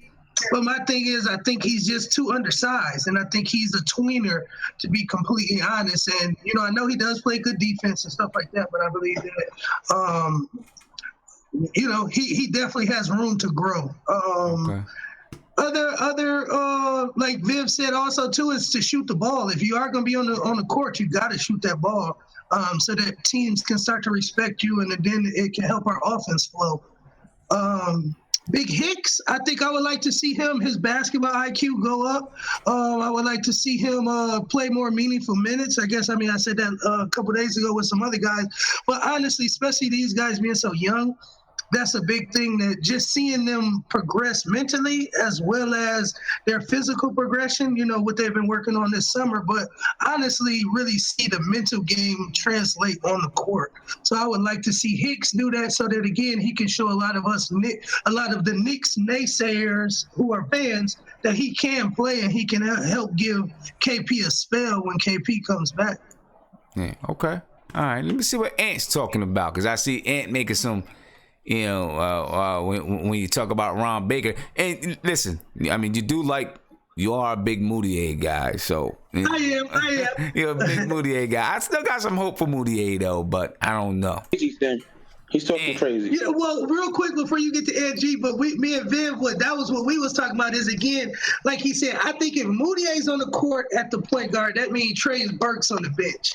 So with that being said, I know we may lose with that. I know you put that big, that big diagram up soon, but Oh my God. Go ahead, Ant. Laughing emoji. I just don't understand. I'm not the biggest Ron Baker guy. Like, I'm not the captain of his campaign team. But if we're gonna allow Emmanuel Moutier to touch the basketball court this year, I don't want anybody complaining about Ron Baker being on the court, because Ron Baker is a better player. Moutier had more hype. He had the bigger name. He may have a better NBA body. But when we talk about being productive on the basketball court, meaning doing things that help the team win, Moutier does nothing to help the team win. Zip, zero, nada, nothing. So my whole thing is, Ron Baker is a better basketball player. So we sitting here trashing Ron Baker, but we're talking about giving Moutier minutes at the same time. That's crazy to me.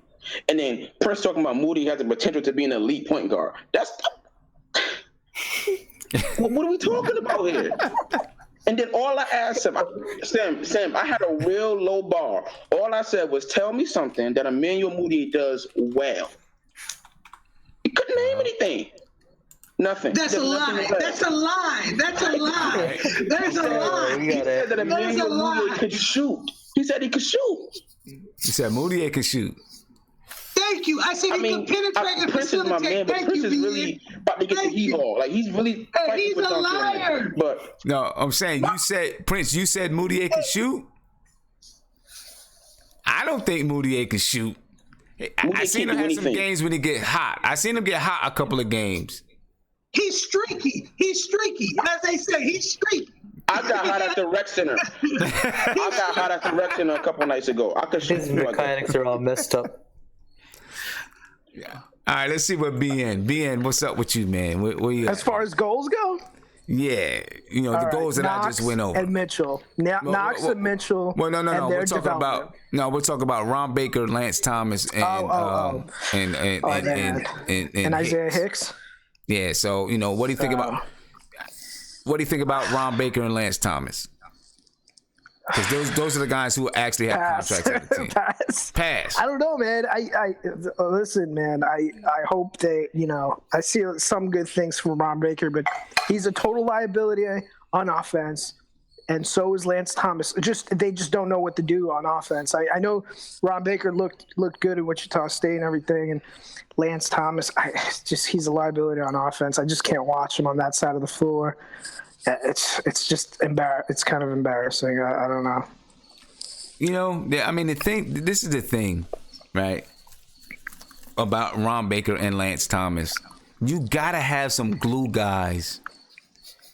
You gotta have some of those guys. Everyone can't be. Listen, the guys that's diving on the ball, diving on the floor, making those kind of plays. That's your Ron Bakers and Lance Thomases. Kevin Knox, Porzingis, those guys might not do it. Maybe Frank Ntilikina will do it. But those guys are not going to do it. I understand that, but that's why you need some good two-way players.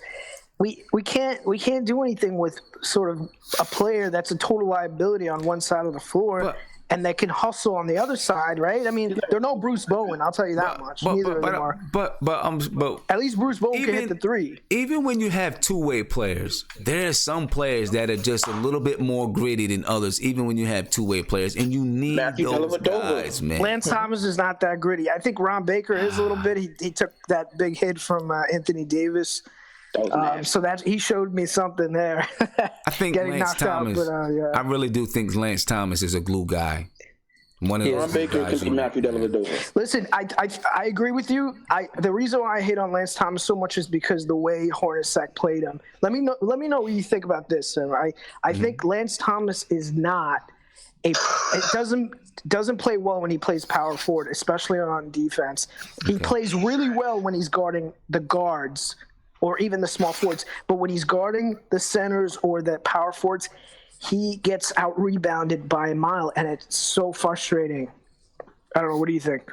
I mean, I don't know if that would be his fault, right? As much as that's the coach's fault, right? Because he's 6'8", and if you got him guarding a 7-foot guy, fault. Yeah, you're right. You know, but he is a guy that can guard 1, 2, 3, and depending on the size of the four, you know, if they're playing small ball, if they're playing small ball, if you're playing against a guy that, if the power forward at that moment is 6'9", then he can play that guy. You know, I think he did a heck of a job on Giannis last year. A few times when we played him, he did a good job. You're not going to shut Giannis down, but he did a decent job on him. I think Lance Thomas is. I'm talking about more inside, right in the paint. But Lance is just—he's not that good inside in the paint. Okay. I could see the argument there. If he's used right on defense, he could be a glue guy. He could be a hustle guy, I guess. But those running hook shots. What do you guys think about the running hook shots from Lance Thomas? Isn't that a beauty? That's a beauty, right? Never do that again. He should never do again. Never do that again. Those running hooks, man. Watch Lance Thomas come out this year and kill it. Word, then everyone's gonna be quiet. I like Lance and Ron Baker. Kill it. This dude. You surround them guys with great players, and you'll see their value. Period. Ron Baker, just like Matthew Dellavedova to me. He's a great defender. He can dribble the basketball. He can calm down the offense. He's not a great player, but he can be valuable when you surround him with great players. He's got LeBron made Matthew Dellavedova look real good. Ron Baker can't shoot for his life. Neither could Matthew Dellavedova. Well, Ron Baker could. They just stopped. They didn't tell him to shoot threes anymore. So I don't know when I do not agree with his contract. I didn't think he earned that type of a contract at that point in his career. But I value what he brings to the table. I do. I mean, I'm a guy. I like defense. I really do. I like defense. I like guys that's not afraid to get in there and get gritty and go all out on the floor. That's what I like to see, and those two guys bring that for me. Tell me, he a David Fizdale type player. They both are. Yeah, So don't be shocked, man, if those guys do something. Right. Put Lance Thomas on the Warriors. They be raving about him. Yeah, they will. Oh my God! Hey Sim, let me get one last word on Hicks before we. All right. Yo, why do we always think the Knicks players are better than they really are? They're not. Lance Thomas would not be in most NBA teams. That's not true. I disagree with that. He would be the 16th man, bro. He would not. No. I disagree with that. I disagree. He played meaningful minutes on a good Oklahoma City team before he got to the Knicks. So you're wrong. He did not play meaningful minutes. He played meaningful minutes. They had injuries that year. He played a lot of minutes and did well. I don't even remember him playing for OKC. I don't even remember him ever playing for OKC. He got some minutes. He didn't get significant minutes. Use your Googles. Y'all gotta watch more basketball, man. Lance Thomas is okay, not sure. So was Sean Livingston before he got surrounded by great players. All right. Sean Livingston was always good. No, he wasn't. Why are we lying? Oh my God. Sean Livingston wasn't good? Sean Livingston was good. Wasn't he like a rookie? Wasn't he like the rookie of the year? Sean Livingston, I think, was a superstar player when he was before he even got to the NBA. All right, like I'm gonna let Viv go ahead. Viv, you want to say something about Isaiah Hicks? Then we're gonna move on from this here. Yeah, just one quick thing, right? Yeah. Look, we don't really have a lot of players who can play above the rim on pick and roll. I mean, correct me if I'm wrong. I did not watch a lot of Noah Vonleh film, but can he really get the ball, the pick and roll? Can he dunk? Can he play above the rim? Noah Vonleh, he's not really above the rim type of guy. So look, from what I've seen, that's what Hicks did in Westchester, and maybe it's not translating to the NBA. I don't know, but it's worth giving a shot. Okay, he can play above the rim. Okay. Before I end this, to Ants, what he said about Lance Thomas in OKC 2014-2015, he played 20.5 minutes per game. That's not bad on a team that was as good as OKC. They loved him there. That's not bad. He played 20.5 minutes per game. He averaged 5.1 points per game, 3.4 rebounds per game. What did he do? He shot at that. He was still just 35% from the field. He didn't really shoot threes, but he, that is meaningful. Those are some meaningful minutes on a playoff caliber team. So we'll see. We'll definitely see we'll see what's up with Lance Thomas. I tend to think Lance Thomas is going to be around with this team for a little while. Caller, you're on live with Nothing But Knicks. What's popping? Hey, what's going on, Sammy? What's going on, man? How you feeling? It's Ryan from the Bronx. Yeah, so we just finished a little debate about Ron Baker and Lance Thomas. Just over the whole show, man. How what do you feel about things that you've heard today? Well, okay, here's my thing. You had this one caller that not the one caller, but the one person in the chat, the new guy that mentioned he wasn't excited about he doesn't know about Kevin Knox. He also said that we don't know yet. He played we don't know his ability, even though we've seen a glimpse of it in summer league. And although it is summer league, it's a pretty good indication of things to come. We also saw him at Kentucky, but yet he's excited about Mitchell Robinson, who didn't even play college last year. So I don't understand that. As far as Courtney Lee, here's my thing. The Knicks franchise is in a position where we're the laughing stock in the NBA. You have, I listen to guys like Stephen A. Smith, who's a huge Knicks fan, and he's always talking terrible about them, and rightfully so. You know what I mean? Because we have been a laughing stock, since the year 2000. We have to earn that respect, and if trading a guy like Courtney Lee to a championship contender gives us a little bit of that, I'm fine with that. Regardless, we have to let him go.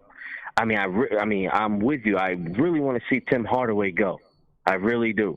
And to use this, the whole analogy that you brought up about, the business, I'd rather have the guy who's going to show up to work every day and give me, be consistent. You know what I mean? I don't want the guy that's going to sit there and one day deliver and the other day, I don't know, he might come late 3 days out of the week, like, and Tim Hardaway, But unfortunately, it makes more sense for us to let go of Courtney Lee. Now, as far as the other pieces, Cantor, if we thank God, this is his last year of the contract. And he was very smart to pick up that last player option because ain't nobody was going to sit there and give him $18 million. It's just a fact. He couldn't even get out, out in the second or third unit at OKC before he came to New York. We just don't have another option. That's why he's playing for us and starting for us. He's not a starter in any of the other 29 teams in the league. We just have to be patient with our players. I didn't watch the whole town hall stuff that went on. I saw a little bit of it. I was kind of busy, but one thing I did see is they have the chemistry. The GMs, Scott Perry, David Fizdale and Mills. They seem to have that chemistry, and that's something that you really love to see in a front office. And I do believe James Dolan will be patient. He was patient with Phil Jackson, and although it didn't pan out, he did give us Porzingis and Frank Ntilikina. So that was the good thing about that. But we have people, we have bigs on our team. We have to figure out a way to incorporate Luke Cornett. Luke Cornett was a shot blocker in college. If you block shots in college, you're gonna block shots in NBA. It's just simple as that. If you look at everybody that's blocked shots in college, they're gonna block shots in the NBA, especially coming from a power conference like the SEC, like Luke Cornett came from. Yeah. All right. Well, we'll see, man. We'll see. I appreciate the call. We're coming down to the end of the show, so we're about to get into this last word segment. All right. Thank you for calling in. Absolutely. Look forward to. Thank you. You have a good night, Simeon. Yeah, definitely. I look forward to hearing from you Thursday night, man.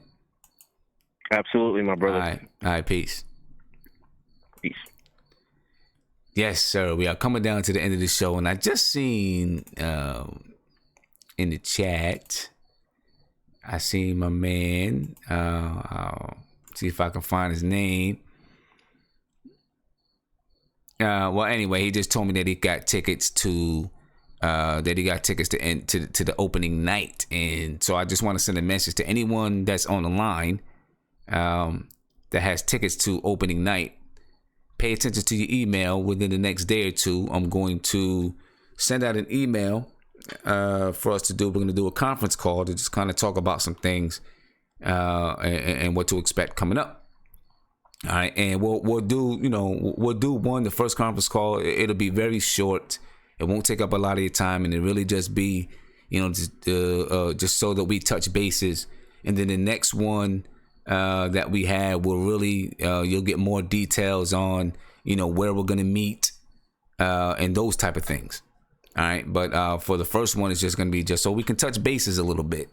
And then the next one, we'll talk about where we're going to meet and those type of things. And then, if we have one more, maybe we'll have one more. If we have one more, it'll kind of be to just answer some questions if anyone missed anything. So just be on the lookout for that. Also, for anyone who's in Maryland, D.C., Virginia, be on the lookout. There's going to be a list coming out tonight, a wait list coming out tonight where you can sign up to go to the November 4th game versus the Knicks in DC for the Wizards. A waitlist for that and a waitlist for the Martin Luther King Day game. All right, so I want you to stay on the lookout. Go to the channel. Go to Nothing But Knicks. This is a way that you can get this information as soon as I release it. If you go to nothingbutnicks.com, you can sign up for nothingbutnicks.com, and so then that way, anytime a blog post comes out by Viv, or I send messages that way to let you know that some of these events, some of these sign up lists for these events and things like that are happening. All right, so go to nothing-but-knicks.com and sign up. It doesn't take, it takes 2 or 3 minutes, and then that way I can send you the information so that you can get it really quick, and you can be some of the first people to sign up for it. I still get people send me messages asking about the opening night. Those tickets are done. We have like 55 people that's going to be attending. It's going to be fun. It's going to be great. But we're looking to do some more in different locations if we can. So the next ones that we're looking to do is November 4th versus the Washington Wizards. And then in January, I forgot the exact date, versus OKC for Martin Luther King's Day. So we want to try to get these things done and done in advance. So look out for those waiting lists. And the reason why there's a waiting list is because I'll get your name on the waiting list. We got to try to get the money into these, to MSG, to the Wizards, as fast as possible so that those suites don't book up before we get a chance to get them. All right. So be on the lookout for those right there. So we're done with the SeatGeek season goals. And again, I'll hit you with this ad one more time. This really helps you guys out. Go to SeatGeek.com. You use the promo code NBK and you get $20 off your first purchase. For some seats, man, if it's a preseason game, that might be free for you, or it might be $2 or $3 if you use this promo code. So, go there, use the promo code, and get $20 off your first purchase. All right. We are down to the last words, but before we get to the last words, let me just give you a couple of updates of what's coming up in the near future. Tomorrow night, I'm going to be on about 8:45. When I get on tomorrow night, we're definitely going to talk Knicks, but we're going to be doing our NBK draft for our fantasy league. Okay. So we'll be having a draft, but we'll also be talking Knicks. All right. So go ahead and, join us tomorrow night. We'll be talking Knicks. We'll be doing the draft. We'll have a good time. Thursday night, we'll have Sky Zoo. Rapper extraordinaire, Sky Zoo. If you don't know who Sky Zoo is, I'm going to put his website into the chat right now. And you can go check out Sky Zoo. Learn a little bit more about Sky Zoo. Now, of course, Sky Zoo is the kind of guy that's on the go. You know what I mean? He's been on tour. He's kind of guy that's he's on the go. So hopefully, I'm pretty sure he's going to make it. He confirmed. He said he wants to make it. As a matter of fact, he said he's going to make it. He said he's going to be here. But, if not, then we'll get him back another time. But I'm pretty positive Sky Zoo is going to be here. So make sure you check out his website. Check out his new album in celebration of us. And then on the 25th, next Tuesday, on the 25th, we have a round table. Viv is going to be in the round table, most likely. Ant is going to be in the round table. I haven't confirmed with Ant yet, but that's why I say most likely. Hopefully the Prince, I don't know what his schedule is like with putting the kids to bed, but maybe the Prince will be in the round table. We're going to have Knicks Film School, Jonathan Macri, CK2K. And if anyone else, I will definitely keep you updated with who else is going to be in the round table. But we're going to have a good discussion about the season, training camp season, preseason. We're going to have a great discussion about it. So that's what's coming up in the next few days. All right. So now we're going to get to last words. Our last words for tonight. And BN jumped out already. I thought he was going to have his chance to do his first last words. But he jumped out.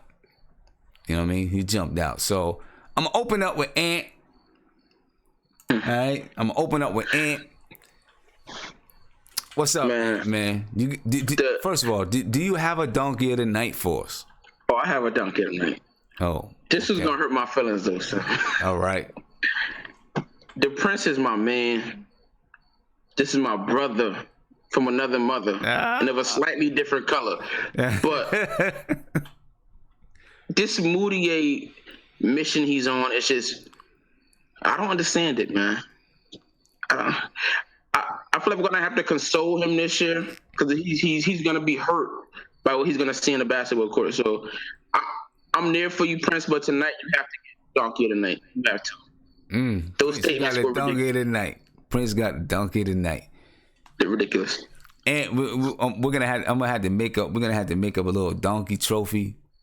Word. You know what I'm saying? And give out those donkeys, whether it's email or whatever it is. Whoever's the donkey tonight, we're gonna have to find a way to give them a donkey trophy. Yeah. Through email. A little hee-haw. Yeah. All right. Is there anything you want to leave us with? I want to talk about Isaiah Hicks though. I do like Isaiah Hicks. I think I've said it multiple times. I feel like if he can develop either a very consistent mid-range jump shot or even a 3-point jump shot, I think he could find a place in the league. I want to see him in the G League because I think he's the kind of guy that needs to play. But I'm interested to see what he is. Okay. I feel like I know we're gonna get from Lance. I think we know we're gonna get from Lance. And Ron Baker, put some respect on that man's name. Yeah, man. And I will be there for the round table, son. Okay. I got you. Bet. Looking forward to it. It's gonna be fun. All right, Ant. Have a good rest of your week. And are you in the draft tomorrow night? No, I should sign up though. I think it's too late. We already got 20. We got 20. Oh, word. You got... Yeah. They all filled up? Yeah, I think they're all filled up. Okay, I'll tune in. I'll be tuning in. All right, cool. All right, later. All right. All right, Prince, it's on you, man. I'll give you a chance to respond to Ant. Well, Sim, man, all I could do is just, stand by my word, man. Like I said, I truly believe, like Fizz said, I think he got a plan for Moutier. I think a guy who's 22 years old, I don't think they're ready to give up on him. So I'm pretty sure they see something in him. Again, Ed, like you said, and if Moutier don't progress, and again, we trade him and get rid of him, I'll be, the donkey of the day and say, hey, I was the guy who supported Moutier. But I believe that Fizz definitely believes in his guys, and I believe the guys who he does run with, they're going to produce for us, and they're going to play good, meaningful minutes. So whoever they are. But again, I'm looking forward to my boy Moutier coming out as that dark horse. Yes, I've said it loud and proud. All right. Shout out to chat. I see y'all, definitely on Thursday. But yeah, count me in on the 25th. I'm going to make sure I'm on time, put the kids to bed early. That's what's up. All right. No doubt about it, man. Peace. Peace, sir. My man, Viv, it's on you, bro. All right, Sim. You got your, the free league tomorrow? Yeah, yep. Tomorrow's free league. The first free league, yeah. Yep, tomorrow's first free league. Yeah, so that's I've been a little bit slower with the write-ups because I think what happened is that I feel like you covered a lot of the players early on, so I couldn't really catch up to the shows. But I think the write-ups are pretty much will be complete now. There's nobody else that's outstanding. I think maybe Vonleh or maybe Courtney Lee, but I don't really know how much I can really add to at least Lee. Vonleh I may try to get by Thursday. Okay. But yeah, other than that, I think everything that was said in the show was pretty solid for the most part. No trading. I'm not ready to trade draft picks yet. We're not at a level where the player we acquire is going to make a huge jump that sacrifices the need for that potential draft pick. So no to that. The front office is no to that too. And I'm looking forward to what we're going to talk about on Thursday. All right, yeah, we should have a fun show on Thursday with Sky Zoo here. That should be a pretty fun show. I'm going to reconfirm with him tomorrow. I told him I'd reach out to him tomorrow to reconfirm with him. So I'm looking forward to it. Oh, it'll be fun. I'll tell you that. Yeah, it should be great. And I know he's a big Knick fan, so yeah. I got a big problem with that trade. He's trying to trade Frank and whatever. I'm not with that either, but we'll see what he has to say about it. Yeah, I want to see his defense. Yeah. All right, Viv. I'm out of here, man. Have a great rest of your week. We'll see you on Thursday. See you on Thursday. Great show today. All right. Appreciate it. Later. Yep. Knicks fans, thank you for joining me tonight. It's 12:54 in the morning. Tomorrow night, don't forget tomorrow night. We're gonna be on tomorrow night. We'll have the draft, but we're also gonna be, talking Knicks. You know what I mean? So make sure you join us and see who we're drafting, and of course we'll keep you updated on the way the draft goes, the way the league goes. We got 3 other leagues that we'll be doing drafts for. So join us, have a good time, and remember, be on the lookout for some of the things that I said is gonna come out. Be on the lookout for it. I don't want you to miss anything. I'm out. I had a great time as usual, and peace. See you guys tomorrow night.